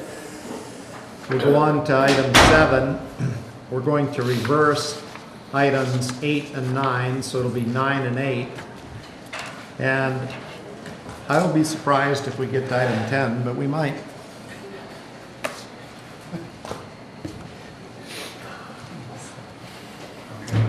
Okay, hello everyone. My name is Brittany Volke. I'm the Water Quality Coordinator at the San Mateo County Resource Conservation District. And we'd worked with the Harbor District in the past on some water quality monitoring projects, as well as providing technical assistance with a variety of other tasks related to conservation and just general resource management. So I'm going to talk tonight about the results of the First Flush program, which we have done since 2008 in San Mateo County. And just kind of tell you guys about the program as well as give you the results for this year. So what is... Just give me a signal. Sure. Okay. So what is First Flush? First Flush is the first big rain event of the season, and that is when all of the rain basically hits the landscape after a lot of pollutants have accumulated over the dry season. And so it's a really important time to capture water quality at the creeks and at the stormwater outfalls flowing to the ocean. And so the Monterey Bay National Marine Sanctuary runs a program that in Monterey County, Santa Cruz County, and San Mateo County that basically has volunteers go out and sample during this storm event. So this year, First Flush took place on November 2nd, and we got 0.64 inches of rain. So our program partners, like I said, include Monterey Bay National Marine Sanctuary, and the San Mateo County chapter of the Surfrider Foundation donates their space up in Princeton for some of the training. And the San Mateo County Health System donates their time and resources to process the bacteria samples every year for free, so that saves us a lot of money. And then of course you guys are one of the funders, and the Sewer Authority Mid-Coast is the other funder. So the objectives of the program are to better understand pollutant loads during the first significant rain of the season. And so we're basically trying to figure out what pollutants are of greatest concern and where. And this helps provide information to support water quality improvements in specific areas, as well as establish a continuous and consistent water quality data set that we can look at over time and across different locations in other areas of California. So this year we had 14 sample sites. We had 4 in Montara and Moss Beach, 4 in Pillar Point Harbor, 2 in El Granada, and 4 in Half Moon Bay. And we actually only sampled 13 of those this year because the Deer Creek outfall in the harbor was under the high tide. So here's just a map of all the sites. You can kind of see the dispersion of where we take the samples. Compared to other years, this year we actually added some sites in Half Moon Bay at Frenchman's Creek and Pillar Cedos. So just focusing in on the harbor sites that we did this year, last year we actually sampled all of the outfalls flowing into the harbor for First Flush. And this year we scaled back and just did the sites that we've done in the past since 2008 to cut down on costs. So these are the 4 what we call sort of historic sites, which are at West Point Avenue, Vassar, Capistrano, and Deer Creek. So what are we testing? So we basically test all of the major water quality parameters for First Flush, which is really helpful because a lot of other sampling programs, we kind of have to narrow it down. So we're basically looking at every category of pollutant, including fecal indicator bacteria, which comes from any warm-blooded species, animals, or humans. And of course, we all know bacteria can, that type of bacteria actually is an indicator for human pathogens. So it's not the type that would for sure cause sickness. And then we also look at nutrients, nitrate and orthophosphate. And those come from usually fertilizers or pesticides, detergents. And those can cause harmful algal blooms and affect the ecosystem.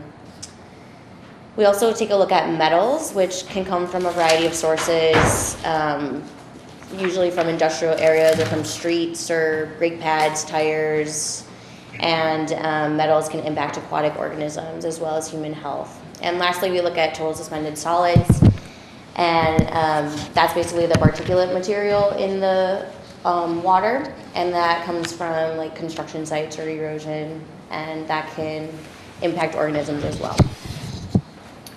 So in addition to the major pollutant categories that we look at, we also just take physical tests, which are just observations out in the field, just to kind of see what's going on and if there's any red flags that might affect the data. So those include transparency, pH, electrical conductivity, temperature, and then just random site observations. So the First Flush program is entirely dependent on volunteers. And it's actually absolutely crucial that we are able to recruit and train volunteers every single year because we don't include staff time in the budget to go take the samples. So when you have 14 sites that you have to capture within like a few hours when the storm is hitting really hard, it's really crucial that we have at least 5 volunteers to help us get out there. So this year we had 7 volunteers, and they basically get trained in the early fall, and they're on call 24/7 after that. Like, it could be in the middle of the night. They have to be ready to go out and sample. So we really appreciate them, making the program possible.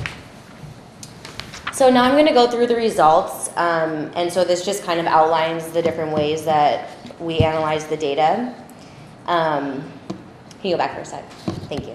So we'll look at the results of First Flush, but we're also going to look at the dry run, which is we take one sample at one site during the dry season just to be able to make a comparison. And then I'm going to go through just what we saw in 2015 so we can see what happened this year across all the sites. And then we're going to look at what happened over time at the historic sites. And then also I'll kind of talk about what I saw in the San Mateo County data compared to the Monterey and Santa Cruz data. And the way that all of this is analyzed is against water quality objectives that the Regional Water Board puts out.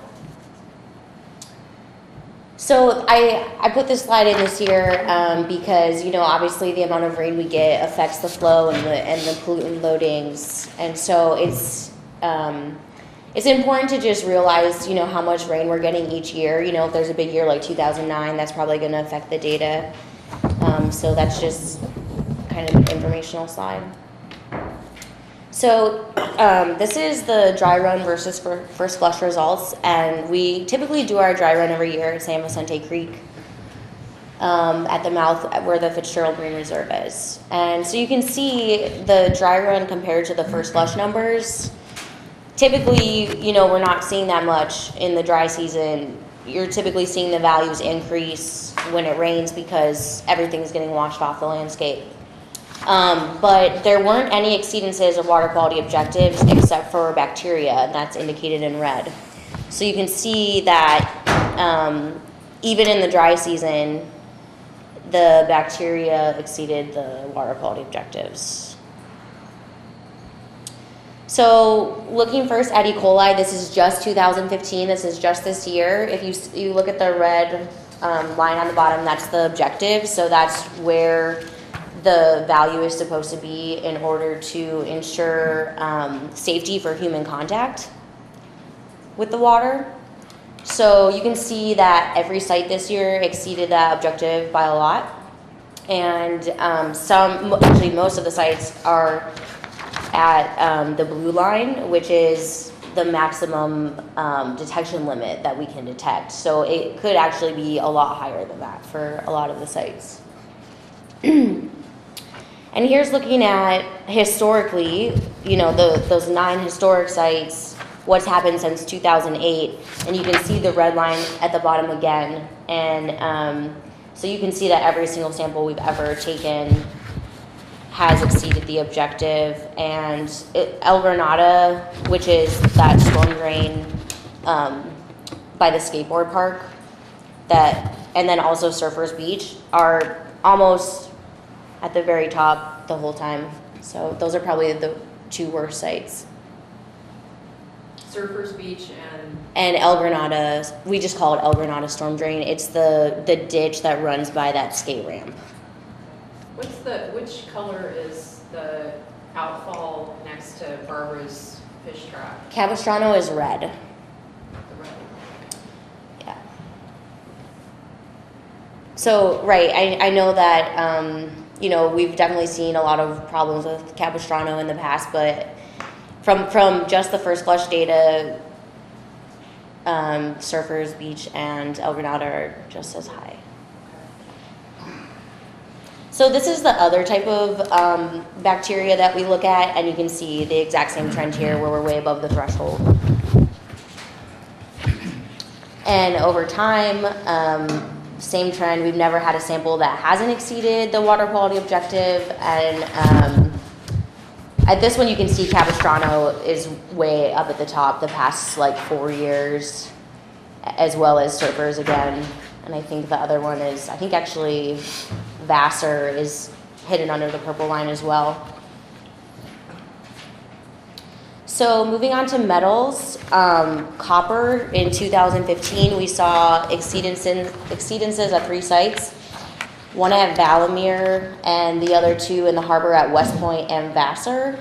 And Vassar actually had the second highest copper concentration out of anywhere in the Central Coast, including Monterey and Santa Cruz in 2015, yeah. And looking at copper over time, it kind of looks like this year we've had some lower values, or maybe in the past few years it's started to go down. But if you look at Vassar, which is orange, that's exceeded the objective every single year. Sure.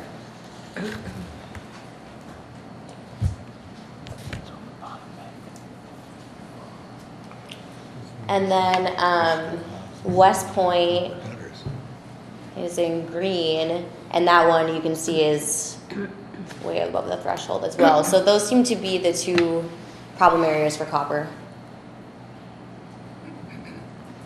And then for zinc, just 2 exceedances again, and again it was at West Point and Vassar. And over time you can see that there's been a lot less exceedances for zinc than there was for copper. There's only been a few times that it's come over the threshold here. And for zinc, West Point seems to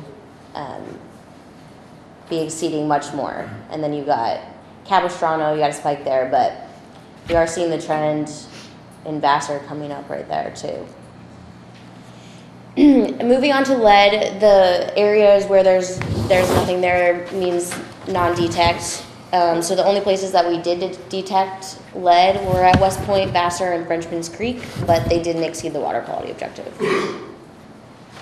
And then you can see over time that there has never been any exceedances for lead.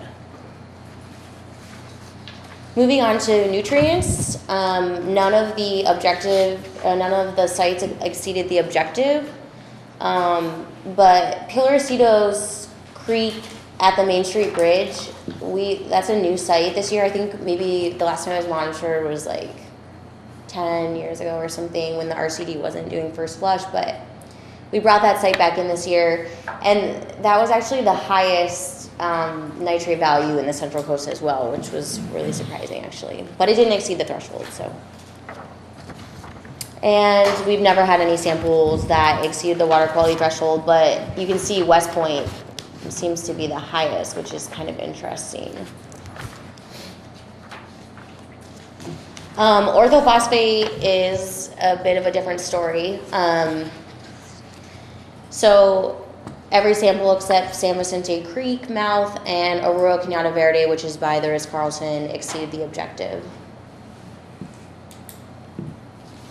And then over time, most of our samples have been over that, and you can see there's some spikes at Capistrano and San Vicente Creek mouth. But if you look at it closely, El Granada is the only one that's actually exceeded every year. So it's kind of interesting. Yeah, and also just the fact that we're seeing orthophosphate and not nitrate at most of the sites. I mean, I would think that's probably because it's coming maybe from a detergent or a soap instead of like a fertilizer that would have orthophosphate and nitrate in it. So, and lastly is total suspended solids, and there were no exceedances, but San Vicente Creek mouth is approaching the threshold there. And yeah, go ahead. If you look at the historical map or graph, San Vicente has kind of been up there the past few years. So just in summary, in 2015, bacteria samples at all sites exceeded the objective. The orthophosphate samples, or the 85% of the 85% of the sites exceeded the orthophosphate threshold, 23% exceedance for copper, 15% for zinc, and no exceedances for nitrate, lead, or TSS. Over time, same thing, bacteria 100% exceedance, orthophosphate 67%, with L-granata exceeding every year. As I said before, copper around 50% over time, with Vassar exceeding every year, zinc a little bit lower, TSS, and then again, lead and nitrate, no exceedances. So just looking at the data in San Mateo County compared to Santa Cruz and Monterey, because they don't have, their report isn't published yet, but it seems like overall there's lower nitrate levels in San Mateo County and lower metals as well, but except for, you know, the few spikes that we saw at Vassar and West Point, and similar orthophosphate values to Monterey and Santa Cruz. Bacteria, it's difficult to compare because they use a different method, a laboratory method, to detect higher amounts of bacteria. And so next year we're going to ask the San Mateo Environmental Health Lab to donate that processing as well. So next steps, this information can be used to you know, provide information about what we could potentially do next, implementing best management practices like stormwater management features, vegetated swales, permeable surfaces, education and outreach, as well as, you know, we'd like to continue the program. The program has been going on for 16 years in Santa Cruz and Monterey County, and we've been doing it for 7 years, and so we think there is a lot of value in continuing the program, so that once improvements do start to be made, we can start to see, you know, how effective they're being. And yeah, so in the future, we're hoping to get multi-year funding from you guys as well as SAM, just to cut down on the administrative costs that we've been, you know, having every year with having to reinitiate funding. So that's it. Are there any commissioner comments? Are there any staff comments? I just ask out of general curiosity, well, thank you very much for coming and making the presentation, and thank you to you and Kellex for meeting with staff earlier on this week. I found it a very good discussion that gave me a lot of background into the RCD and what they do and the role they play countywide. Not quite that. We read a lot about prescriptions and medications and wastewater. Any tracking of that or any thoughts? So, like I was kind of saying, typically within our water quality program, the funding and the projects are very specific to a specific goal, and usually one like water quality parameter. This is a comprehensive program, which I think makes it really valuable. But we don't get into like the hormones or endocrine disruptors or anything like that. We haven't in the past.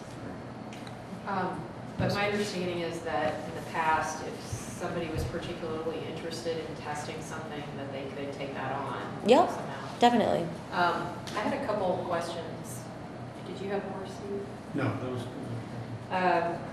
So, what in the past when we've gotten these reports and tried to figure out, you know, some of the sources of what's happening, dog waste has come up as an issue. So is that still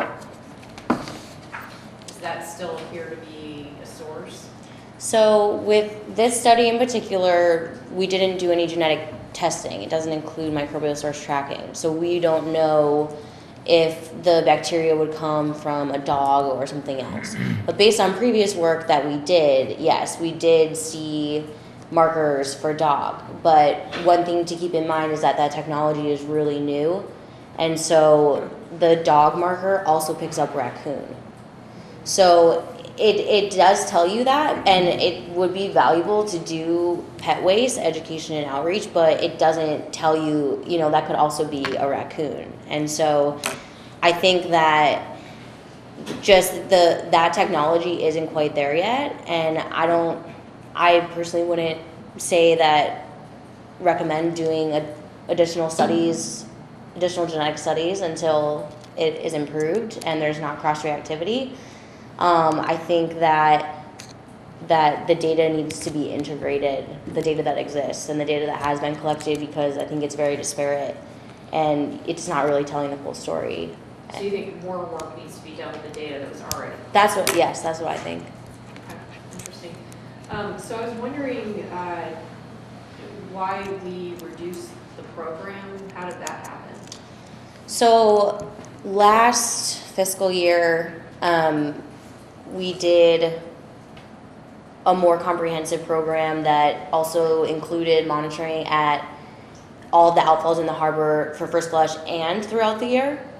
And so it kind of was just grouped into first flush. And then this fiscal year, this past fall, when we were meeting with the water quality committee, we decided that we should be doing more focused bacteria monitoring in certain areas rather than doing general monitoring across the harbor, because we felt like we had that 1 year snapshot, and that data is going to be coming to you guys soon in a report.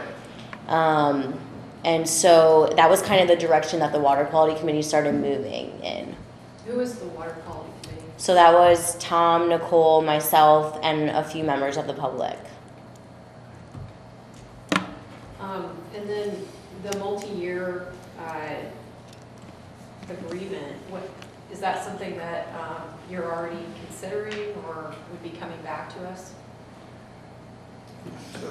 Brittany can refresh my memory, or Randy, I don't know if you looked into this, but we have a multi-year agreement. No, I'm going to put together a proposal in the next few weeks, and it's going to come to you guys, I think, in May. What we had in the past, going back to my period, what we had in the past was an agreement that crossed fiscal years, and an indication that the services that we wanted were ones that we wanted to renew from year to year. So it seemed to make much more sense administratively and for the sake of the fiscal years, but also just so that we're not, it never makes sense to have a contract and go back and add to it and add to it and add to it. So when you know it's going to be a longer contract, so we thought we would try a longer term agreement, depending on the work involved, perhaps 3 years with opportunities to extend, so that both for planning purposes and also to getting on the agenda. Get on the agenda and all that. You guys have a lot going on. So I know we at one point the staff or the Harbor Patrol was trained to go out and take samples. Mm-hmm. So that's not happening anymore? Or? Yep, so that was part of the program in 2013. And so we've been doing like these 1 year monitoring plans and scopes of work. And so yes, that was something from the past.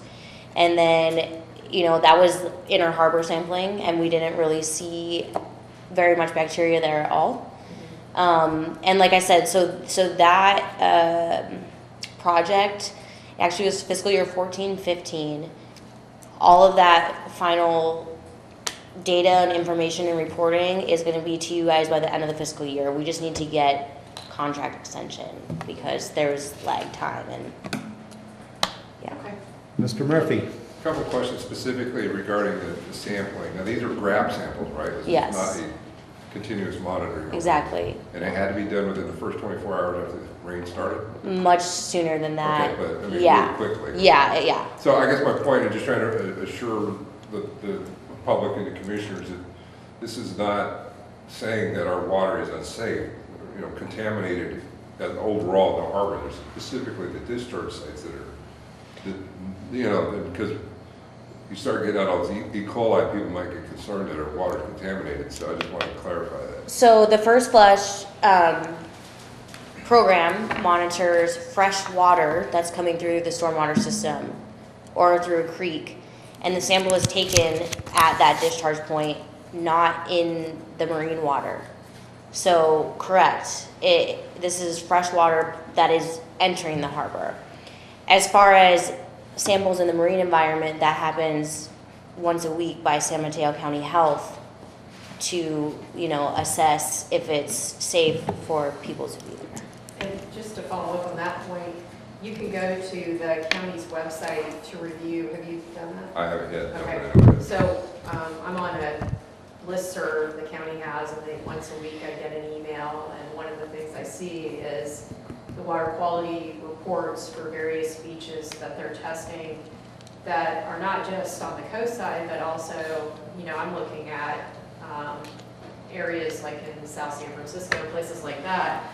And you'll see that the beaches, the locations where they're testing at Pillar Point and around Princeton are regularly contaminated. I mean, it's a chronic problem on an ongoing basis. So it's actually, it's not just first flush where there's a problem, it's like a chronic, regular problem, which is why we have signage at our beaches that says warning, and it's not safe for people to have their children in playing the water at beaches at Pillar Point Harbor area.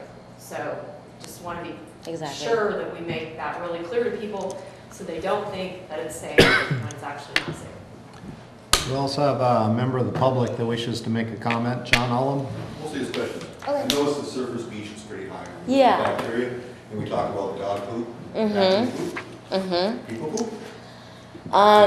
Potentially, yes. The surface beach, we have a real problem in that there's a bathroom there that's been closed down, even though the lease there requires that the bathroom be open.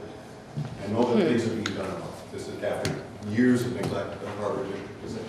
But could you comment on, would it help the bacteria situation if we were to get those bathrooms open? Is it potentially not a problem or potentially a problem? I mean, I would imagine so. I mean, at this point, we don't, like I was saying, we don't really know what the source is. We did do microbial source tracking. We didn't find a lot of hits for human, but that doesn't mean that it's not there. And so I would imagine that it would help, You go back yeah. there in the bushes on a busy weekend or a busy weekday, and you will find yourself. Exactly, and that's sometimes the best science right there. Right there. So if there is a bathroom there, the district needs to move on that and get that lease honored.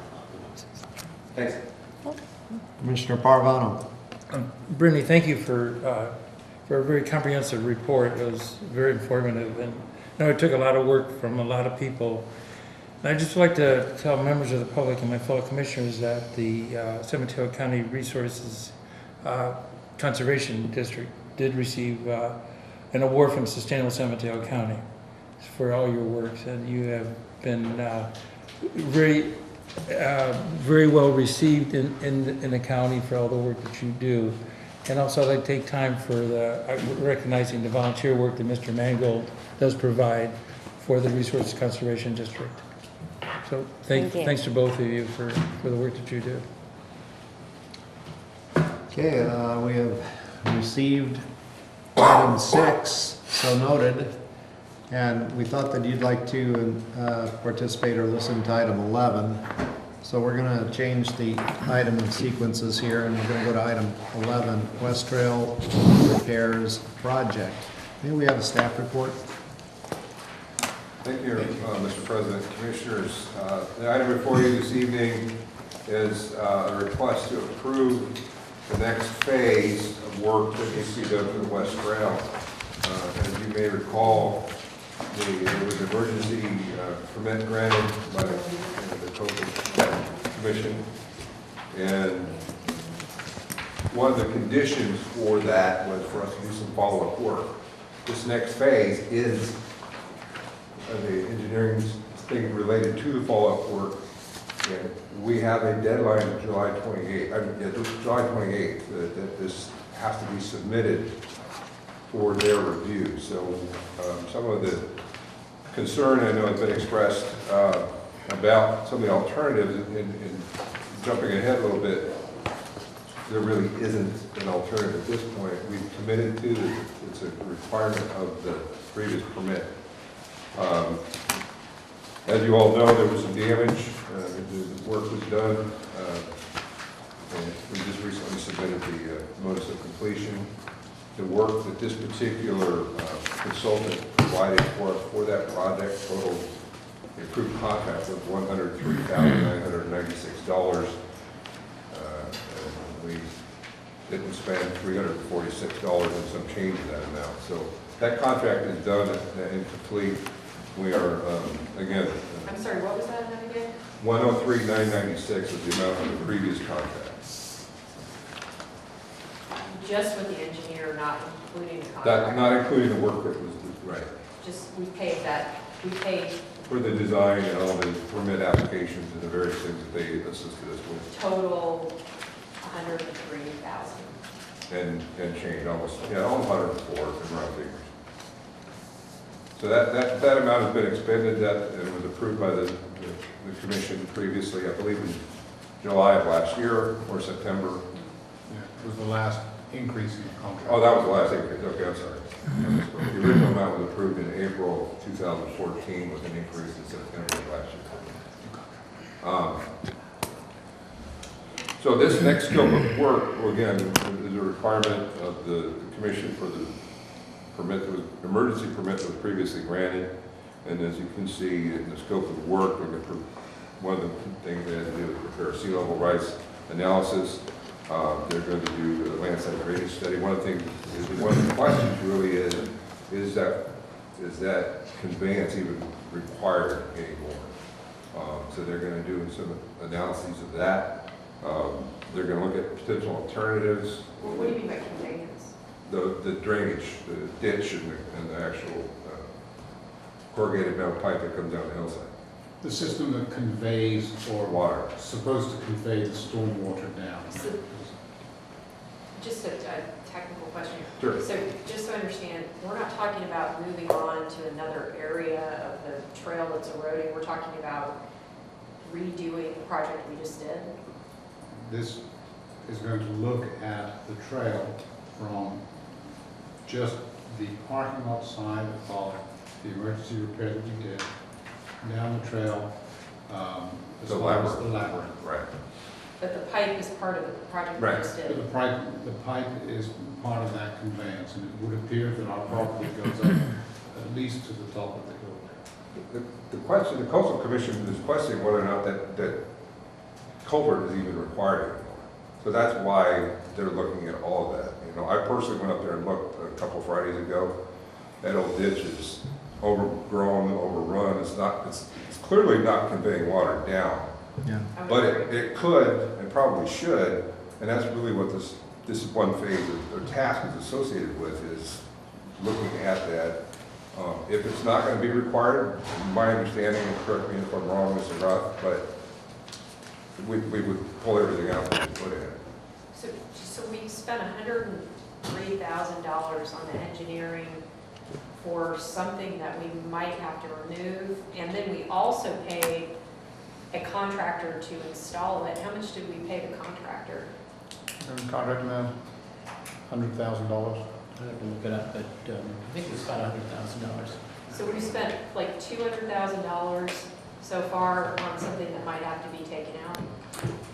The culvert under the trail is the part that might need to be removed if it can be shown to be used.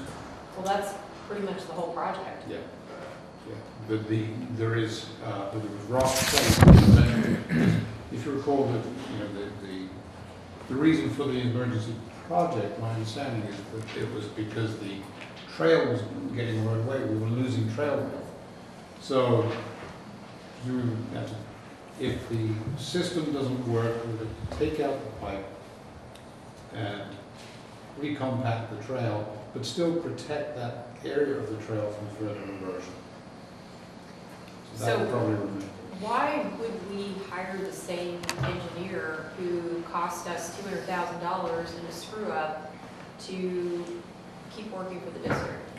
I don't know that I truly don't know. I'm not disagreeing with you, but I don't know that it was a screw up. I understand that when the engineer first started working with the Coastal Commission, he went down a certain path, and the Coastal Commission then said, no, you must redo this. There was a halt in the contract, then the contract was restarted. Then when they finally came up with the design, this part I do know, the design, because it was an emergency permit, which was in front of this commission, I think in September, involved the placement of sandbags around where the pipe came out of under the trail. The original proposal from the engineer was to have that part of the pipe where it came out from under the trail protected by rock. Coastal Commission staff said, no, it's got to be protected by sandbags. Engineer said, sandbags won't work. Coastal Commission said, put sandbags in, put sandbags in. The sandbags didn't work. They got dispersed after the first high tide. And so the engineer went back to the Coastal Commission and said, now can we put in rock? And the Coastal Commission said, yes, now you can put in rock. I understand that happened, but if the culvert was unnecessary, what does that matter? The point is that the culvert was unnecessary. Why did we install it? But again, not knowing all of the history, there was an emergency coastal development permit application to prevent repair, to prevent further erosion. There was a culvert underneath the trail. So the permit to protect the trail was to replace the culvert and protect the trail.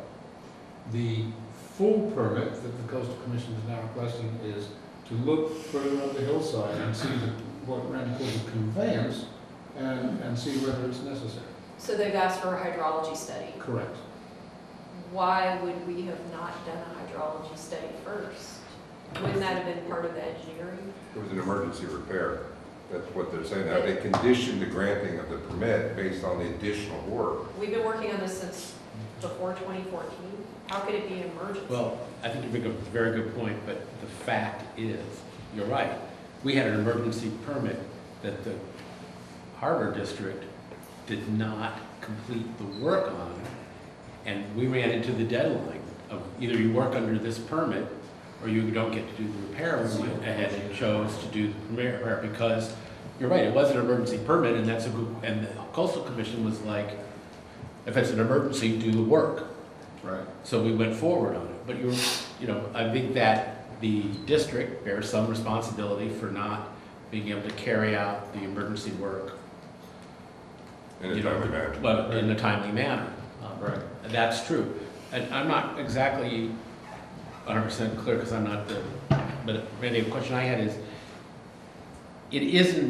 hasn't been decided, has it, that the culvert that we did the work on is or is not necessary? That's Correct. part of what we're looking at. That's part of The this Coastal this Commission, part. we signed off on an emergency permit when we did back then, and we committed that we would do a long-term project. It then took us so long to complete the emergency repair that the deadline for beginning the long-term project was upon us within a month. So, I think, to paraphrase, we got the emergency permit in 2014. If we'd done the work in 2014, we'd have had a lot more time to look at preparing for the deadline the Coastal Commission placed on us on July 28, 2016. We didn't get the work done until January 2016. So now. Okay, so I understand that, but did GHD originally recommend doing a hydrology study? I mean, why wouldn't we, that's their job to know to do that sort of thing. we would not have, I'm just saying, I wasn't there, but I would think that we would not have asked them to do it. We were looking for a permit to do an emergency repair to shore up what at that time, this may no longer be the case, but at that time was threatening the trail was the major failure. So to suggest that, now when they're looking at the whole project, they're doing a hydrology study, it's gonna be much more expansive.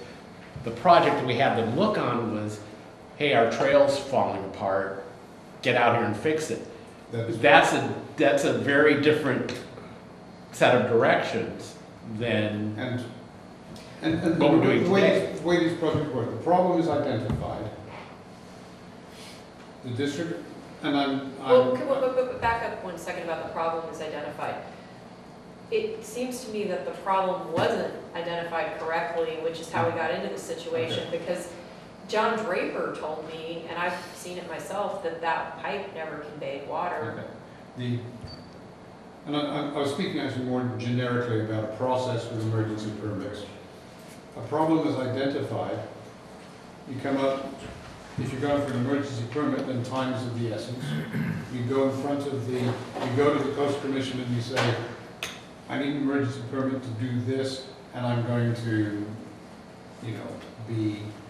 I would imagine that in my experience, when you apply for an emergency coastal development permit, you also have a board declare an emergency, which allows certain exceptions to the public contract code that allow you to just grab a contractor and bring them in to fix it. I don't know whether that happened. The problem is identified, the emergency permit is granted, oftentimes with Coastal Commission. It can be orally that day with a full emergency permit to follow with special conditions.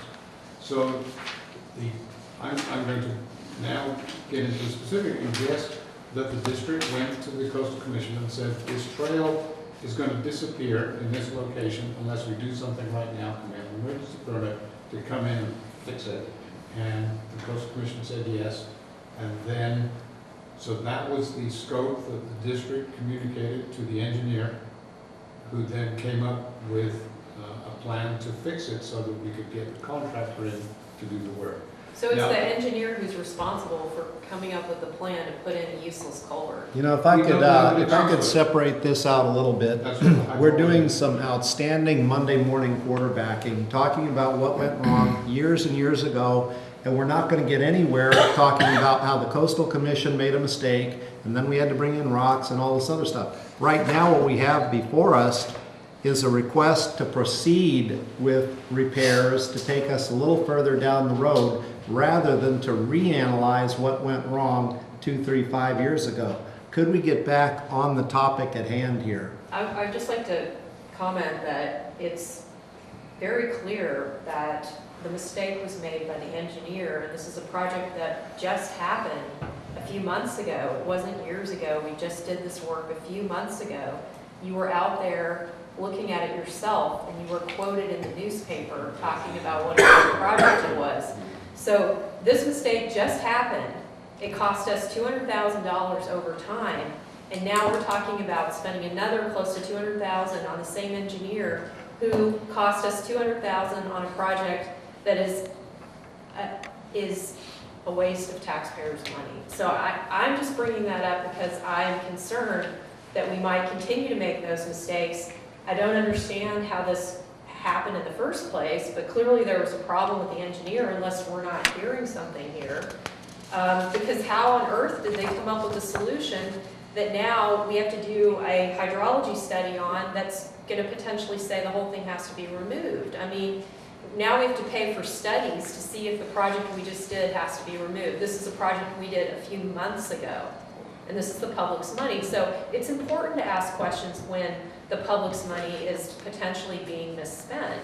I mean, we need to make sure that we're working with contractors and engineers and consultants who are able to come up with solutions when our own harbor master, John Draper, knew that it wasn't the right solution.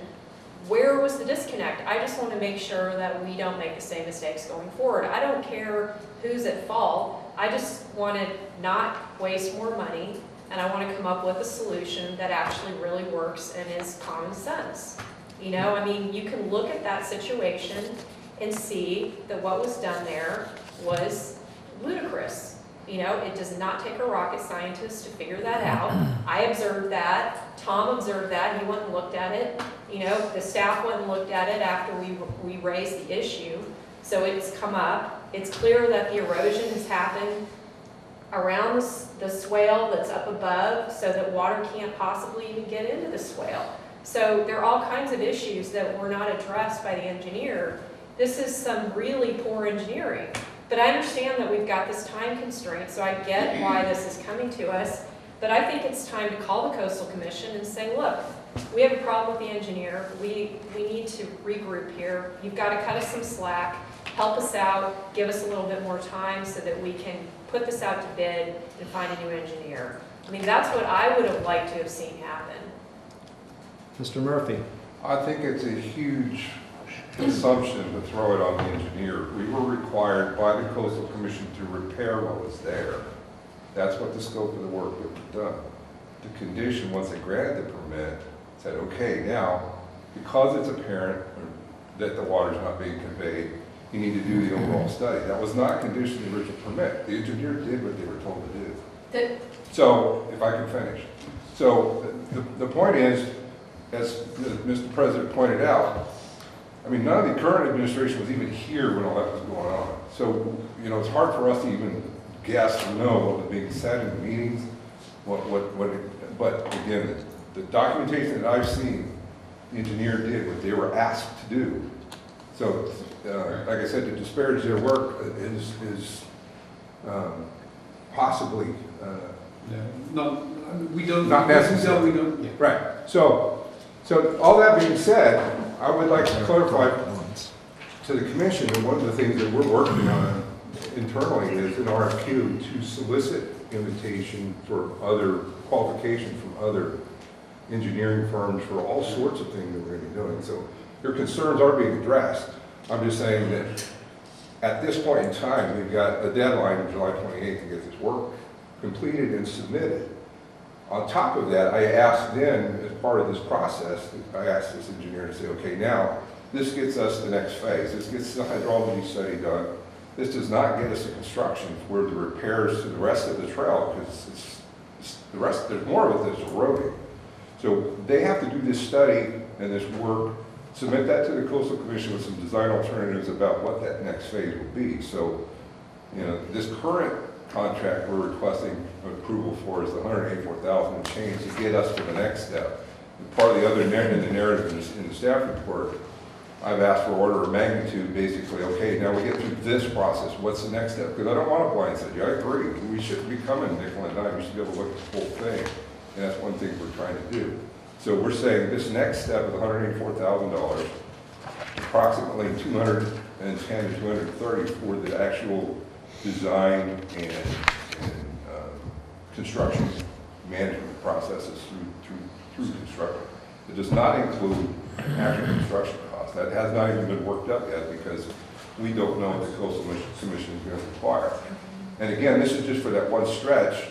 This is not, I know there's future projects that need to be done for the parking lot and then on to the end of the trail. So Just so I understand. Commissioner Bernardo? Thank you. I just have one simple question. In the past, whenever we've approved funds for consultants or vendors and such, they're usually here to present or answer questions and stuff.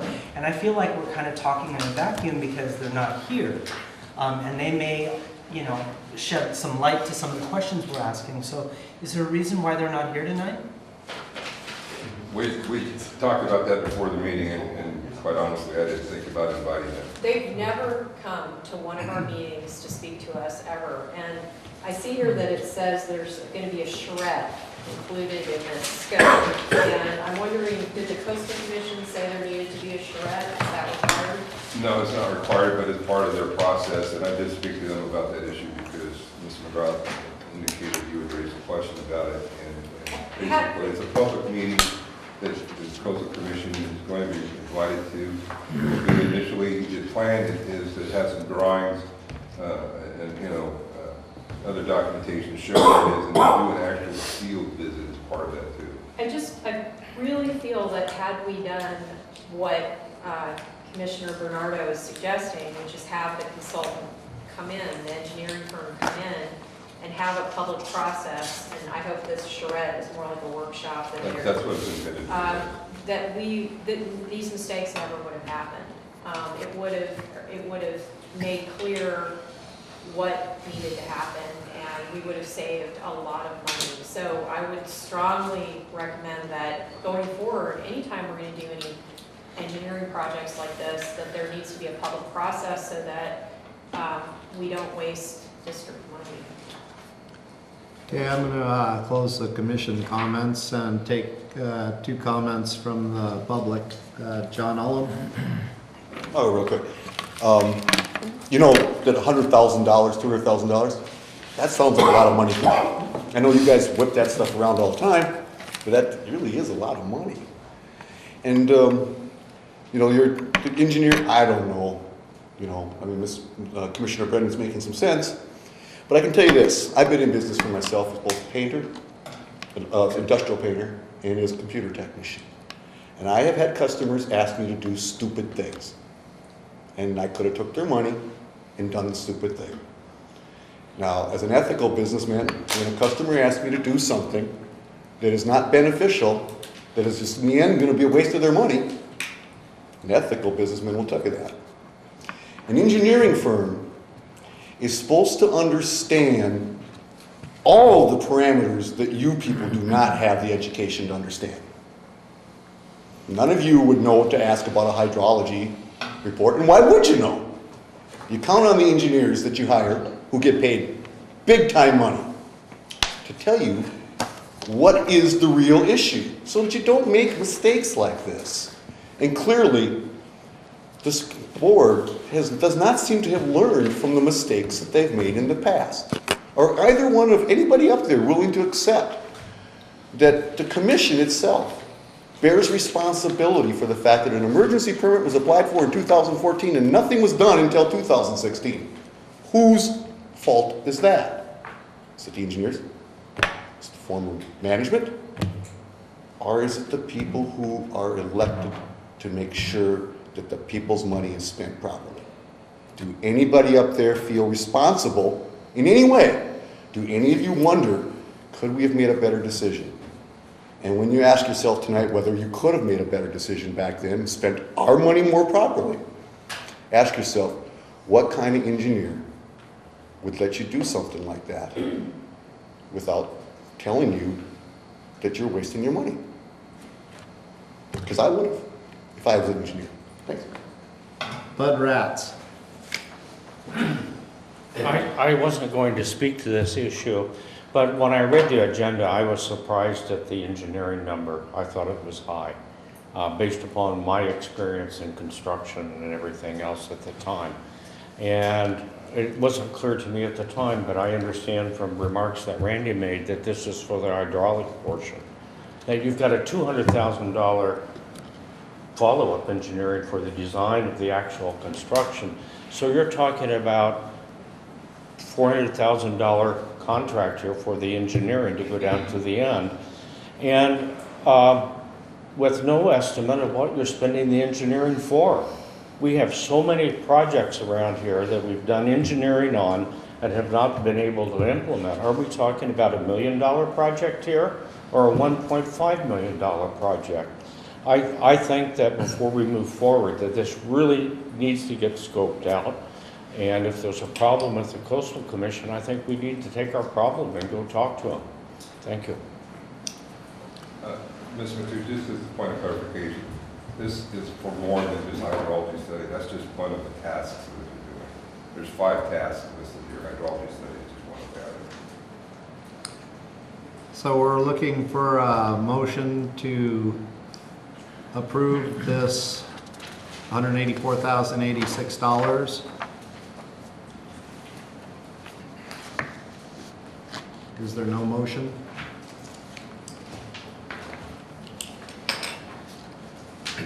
I would like to point out we do have, they provided a timeline in their estimate, and they anticipated getting approval tonight and getting this work underway in a couple of days in order to meet the Coastal Commission's July 28th deadline. I'm going to recommend I motion that the staff accept the proposal from GHD for trail repairs in an amount not to exceed $184,086. Is there a second? I'll second it. Roll call. Commissioner Bernardo? Aye. Commissioner Brennan? No. Commissioner Paravano? Aye. President Mateusz? Aye. All right, moving on to item. Restroom break? All right, we'll take a 5-minute break.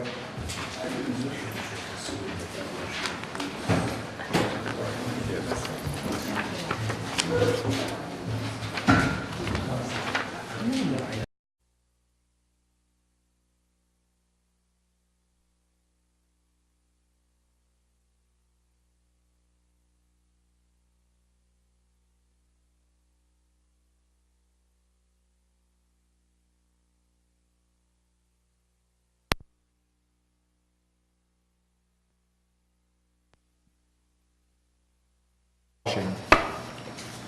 I see a little bit of a nod of acclamation. Is there a motion or a suggestion to refer this to the Finance Committee?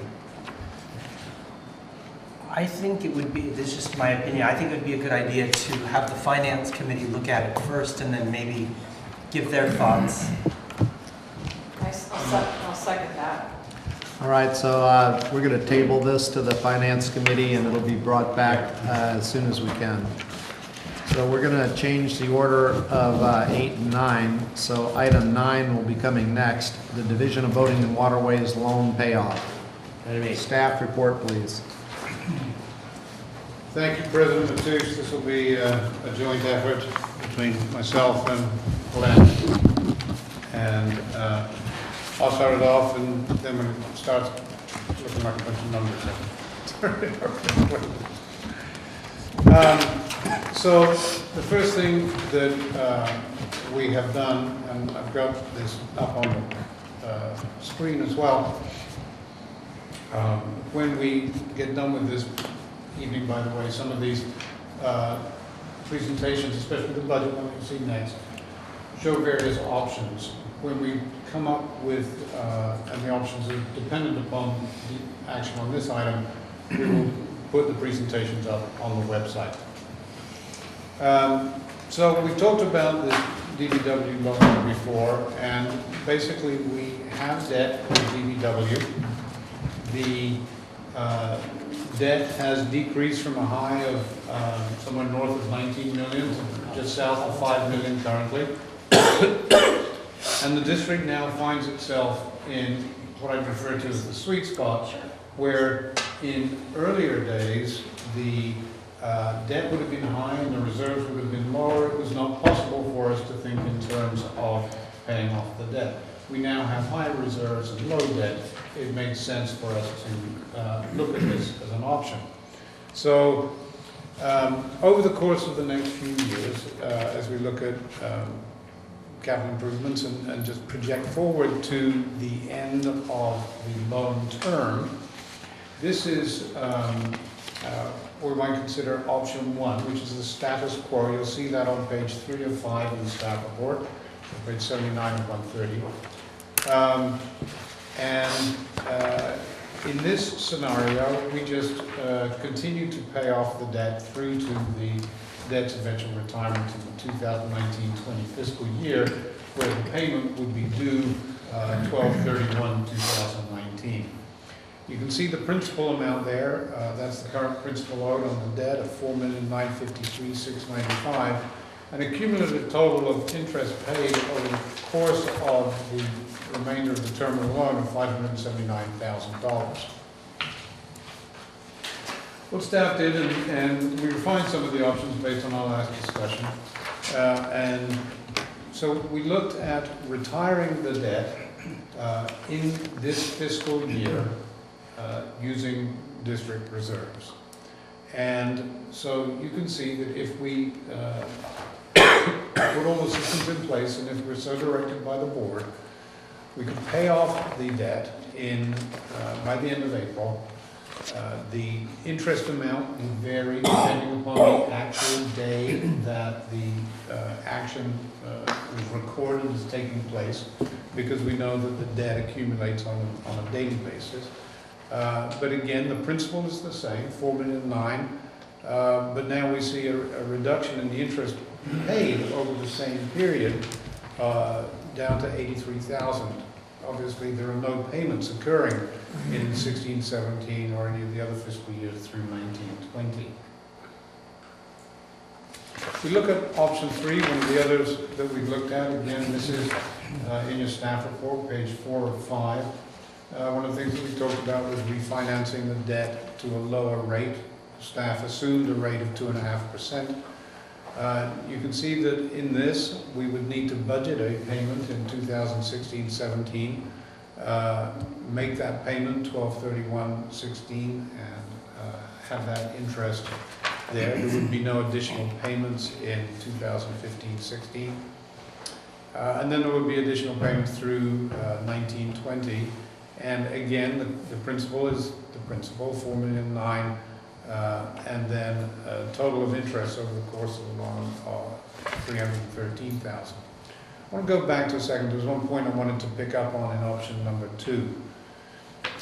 When we go to pay off the debt, then that assigned reserve that is in our balance sheet right now, which is only can be used for repayment of this loan, we'd be able to use that and then make an additional payment of the $3,000,001 to reach our goal there. So those would be the 3 options that we look at. And now as I move forward in the slides, we're going to start talking about what this looks like and what impact these 3 options have on our reserves going forward. Now I'm going to turn it over to Glenn. And so that's what we, obviously spending over $5 million is a big chunk, and so we have to take a look at what the impacts are next year, and we'll take some look at it going forward. So what this is showing is, and some of these slides will become familiar to you for some of the other items that will be on your agendas to come, but what this shows you is our revenues that we're using, our sources of funds. The first column is last year's unaudited actuals. The next column assumes that we pay off the loan. Notice the black column, that is the dark column, I think that's black, might be brown,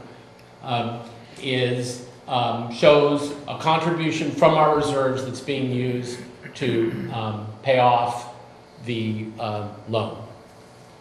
The next column assumes that we don't pay off the loan this year, and you can see everything else is the same except we're not going to use any reserves.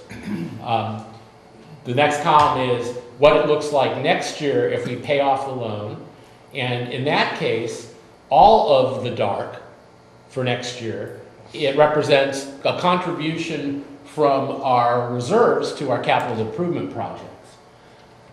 Then the second column shows that refinance option.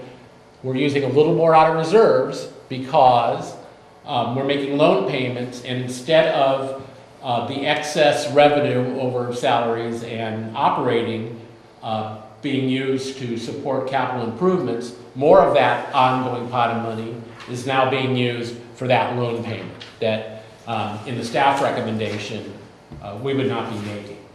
The other thing that I think is important just to get that display here is how even in the scenario where we pay the loan off, we're ending the year with $11 million, which is 110% of our projected revenue, more or less, give or take a percent. And keeping in mind that half of our revenue is property tax, you can get the picture that that's a large. We're still going to have we're not going to be constrained. We still have a very large cushion, and that's part of what we're talking about. This is just the revenue slide. We've got the reserve slide coming up. Okay. Consolidated expenses, again, just showing how our expenses going forward are impacted. The blue is key thing to keep your eye on. That's the loan payments, the non-operating amount. You can see that in 14-15 we made loan payments. If we pay off a loan, big loan payment, $5 million plus interest. Third column, if we don't pay off the loan, it's just the standard payment, which we've already made for this year. 15-16 with the staff recommendation, no blue. 16-17 with the refi, a smaller blue.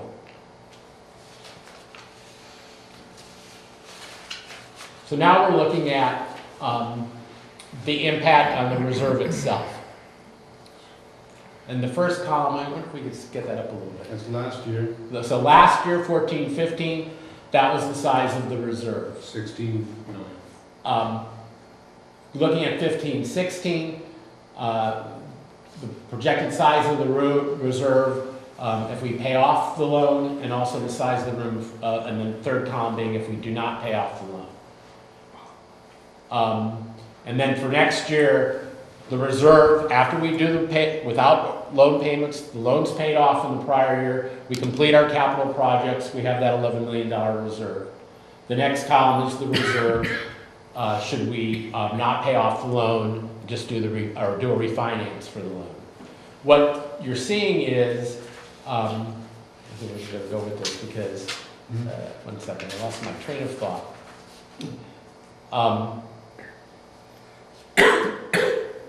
Oh well, it'll come back to me. We'll go to the next slide. Oh. Okay. So, I think what we're seeing in next year, the 16-17 budget that we're going to be talking about, is the reserves in the most aggressive scenario drop to $11 million. If we complete every one of our very aggressive capital improvement projects, and if we don't receive any additional grant funding or other revenue sources. And this is the assumption we have made throughout all of these projections and throughout our next budget discussion, is that we haven't accounted for any grants that we have not received, and we have accounted for completing every project of a very aggressive capital program, the likes of which, to be quite honest, this district hasn't seen. And we're cautiously optimistic that we'll be able, with some of the prep work that's happening in 15-16, that we'll be able to meet those goals. So I wonder if the general manager could go back to the slide that showed the three options. Because I think the other thing that you're seeing there, there's one thing you're seeing and one thing you're not seeing. One thing you are seeing is under option 2, pretty close to $500,000 in interest payments saved forever for the district. I think it's $615 a day interest currently on the principal. The other thing that you're not seeing there, which we would be remiss not to mention, is with payoff, we are done asking the Division of Boating and Waterways for permission for leases, for RFPs, and we know how that has really delayed, even beyond some of the delays that are caused by our shortage of staff. It's stretched a lot of projects out. So, and this is good. And in the reserves, I think it's important to note that the lowest reserve on this chart that takes us through the end of next fiscal year, the lowest reserve that we've got is a little north of $11 million, which is in excess, is more than 100% of our projected budget for next year, exclusive of capital.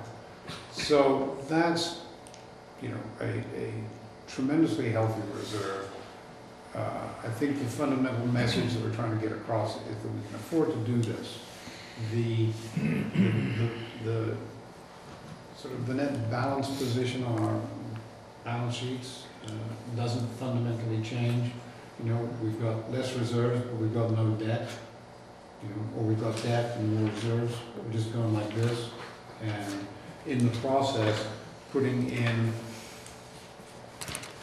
the difference between 579 and 83,400, putting that difference into capital projects or operating costs over the next few years. I think in effect, what we're doing is we're borrowing money at a very high rate of interest for a public agency, 4.5%, to keep that money in a reserve, and that's money over and above what we need to have in reserve. So if it was, most of our private accounts and smaller numbers that we could get our heads around easier, we would pay off this loan. How much are we getting in interest on the reserves? We are getting 0.89 cents on every $100, and that's in the San Mateo County Investment Fund, which is the better of the two investment funds. So we're doing reverse arbitrage here. We're paying a high cost for our money. So what are you answering questions? Yes. Okay, so what are you looking for, or tonight are you just bringing us up to speed on this? No, What we'd ideally be looking for is for a motion to direct staff to pay off the district loan, the Division of Boating and Waterways, using 2015-16 net operating revenue and available reserves, and approving the following revision to the 2015-16 budget of increasing expenditures and decreasing reserves as shown in the staff report. Commissioner Bernardo. I move to do exactly what Steve just said. And I'll second that. Roll call. Commissioner Bernardo? Aye. Commissioner Brown? Aye. Commissioner Carrabano? Aye. President Mateusz? Aye. Congratulations. Thank you. Congratulations all. Didn't let me speak. Oh, blood rats. I was going to encourage you to pay it off down at the end of the month, but tomorrow. We're doing it, we'll pay it off as fast as we can. It'll probably be next week. Sorry, bud. Yeah. Thank Okay. you very much, Commissioner. I feel like laughing. It's worth a clap. One other final part of my comment, I'd really like to acknowledge Steve and Glenn for aggressively pursuing this. Thank you. All right, great. I'd like to switch to item 10, because if we start talking about the second look at the budget, we don't have time to finish that in 10 minutes. I would like to give staff the ability to proceed or not proceed, as the commission may see fit, on the Tiger Grant. So item 10 is Tiger Grant Pier Improvements. See report authorizing the grant application, the amount not to exceed $5 million. Can we have a staff report? Thank you, President Mateusz. The Tiger Grant application, there was a notice of funding availability released about 6 weeks ago. And when it showed up in my inbox, I thought that it appropriate that we at least look at the unsuccessful Tiger Grant application from 2014. And while I recognize that this time frame is very short for getting buy-in for the application itself, I think the important part of the staff report to recognize is in the project timeline where it says the design planning and environmental review must be completed if the grant is approved by September 30th, 2019, with the project being completed by September 30th, 2024. So in order to simply move the project forward, I did cut and paste a couple of diagrams, and I'll show you those from the earlier application. I recognize that there are some errors in this, especially, oops, I see the oval highlighting the error moved, but as you can see, the hoists are incorrectly located on this graph here. So this is just showing current conditions at the end of the pier, and the overall project is to improve working conditions for the commercial fish buyers out there and the fishing community in general. We've got an area of the pier, looking at the slide, like this, that is currently constructed out of wood, while all of this and this section here is concrete pilings, concrete deck, wood pilings, wood deck in deteriorated condition. The access of trucks out here is difficult at best, and certainly for Dave Mallory down here, can't get trucks there. Maybe Mike McHenry can, but that's it. The project, as it's imagined, takes a look at that and says, how can we better get trucks out onto the end of the pier for facilitating the movement of product during times, for example, like we just had. I was talking with Larry Furtado from Three Captains today. I mean, he's moving a lot of crab, and I know that Mike Henry is moving more than him. And, so I think that there's a lot of movement.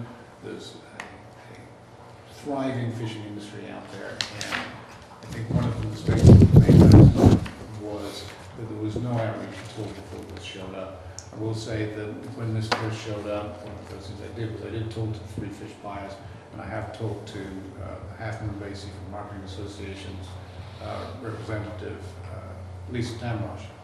And I recognize that there's lots more of that work to be done. That will occur in between now and the September 30th, 2019 deadline if the grant application is received and is approved. Certainly some of the work that needs to be done is improving some of the graphics. And in the grant application, for example, and I use this as an example, the grant application also has some of the roadway conditions. It started with the intersection of Highway 1 and Capistrano. And I'm proposing that we look at a grant that leaves out that particular intersection and the associated issues of coordination with Caltrans, and just focus on these two intersections coming off Capistrano and down into the harbor here. I did notice that in the grant application that was submitted, for example, this diagram was included without the legend that explained exactly what all of these colored lines were. And I think the colored lines, even so, even with the legend as shown in your staff report, it's still very difficult to comprehend. So I'll be working with, if we move forward with this, with the engineer office on better communication, better ways of graphically communicating what the turning movements of a truck are. As you can see here, it's difficult to tell, but basically the road needs to be widened in order to provide the appropriate turning radiuses here. And it makes it difficult currently for the trucks to get in and out. On the pier itself, another, I think, slightly simpler diagram, but still not the easiest. But what you can see here is the fish buyers building with 3 18-wheelers backed up to the fish buyers building. This section of the pier here is currently where the work dock is and the lower level wooden section of the pier. This has been replaced by concrete pile and concrete deck. And then this extension here has been added to the pier so that a truck can drive out front first onto the pier, onto this new section of the pier, and then back up like this. And then with this new deck here, there is sufficient room for even this most inside truck to make this turn and get out. This is, if this were in a roadway or a parking lot, it might be called a hammerhead because it allows backing up and turning. Now, I deliberately labeled this the possible pier plan because certainly for purposes of the grant application, if the intent is illustrated, that the intent is possibly something like this, that the intent is to facilitate access to the movement of goods off the pier, that the intent is to reduce idling times and increase the efficiency of the fishing community, then we do have, again, as I said, until September 30th of 2019 to refine the design and planning and complete all the environmental documents as necessary. So here on the slide you see exactly what that schedule is. We've got a deadline for submittal of April 29th, September 30th of 2019 for design planning, environmental review, and project completion 5 years after that. I think these long lead times are because even though this is a big project for us and is not an easy project and it's reasonably complicated, it's important to recognize that in this TIGER grant program, which was Transportation Infrastructure Generating Economic Recovery when it was first developed, is oftentimes geared towards significantly larger projects. And they have two categories of project application, one for those costing $100 million or more, and one for those under. And obviously, we're in the under category. As a rural area, we have been deemed eligible for potential 100% funding as opposed to some of the bigger projects. I don't want to cut you off, but I'm going to cut you off because we're up against another deadline. So I'd like to somebody want to make a motion? Yes, I'd like to make a motion to adopt Resolution 11-16 to approve submittal of TIGER grant application to the U.S. DOT in an amount not to exceed $6 million for road and pier improvements for truck vehicle access to and from Pillar Point harbors Johnson Pier for commercial fish loading and transport. I'll second it. I'm sorry, but I've got questions and comments, so We need a motion then to extend if we're going to continue. Or call a question. I mean, it's not, it's. I'd like to call the question and have the questions. Can you bring this back to address Commissioner Brennan's concerns? Absolutely, I can. I absolutely anticipate this as an iterative process going forward. I need to get direction to be able to keep moving at this point. Call for the question. Well, so you'll need a second for a motion to call the question. We got a second. I think. Could you call the question? No. You need a second. I thought. We have a second to the motion, the Yeah. primary motion. Now there's been a motion to call the question. Yeah. We need to cut off debate and vote on it. I'll second that. Now we can have a vote. This is a vote. For the Voting question. yes on this motion is a vote to call the question, not a vote on the underlying issue. Roll call. Commissioner Bernardo? Aye. Commissioner Brennan? No. Commissioner Parabon? Aye. President Mateo? Aye. Now for the primary motion, roll call. Commissioner Bernardo? Aye. Commissioner Brennan? No. Commissioner Parabon? Aye. President Mateo? Aye. I need a motion to adjourn the meeting. To make a motion to return the meeting? Second. All in favor? Aye. Aye.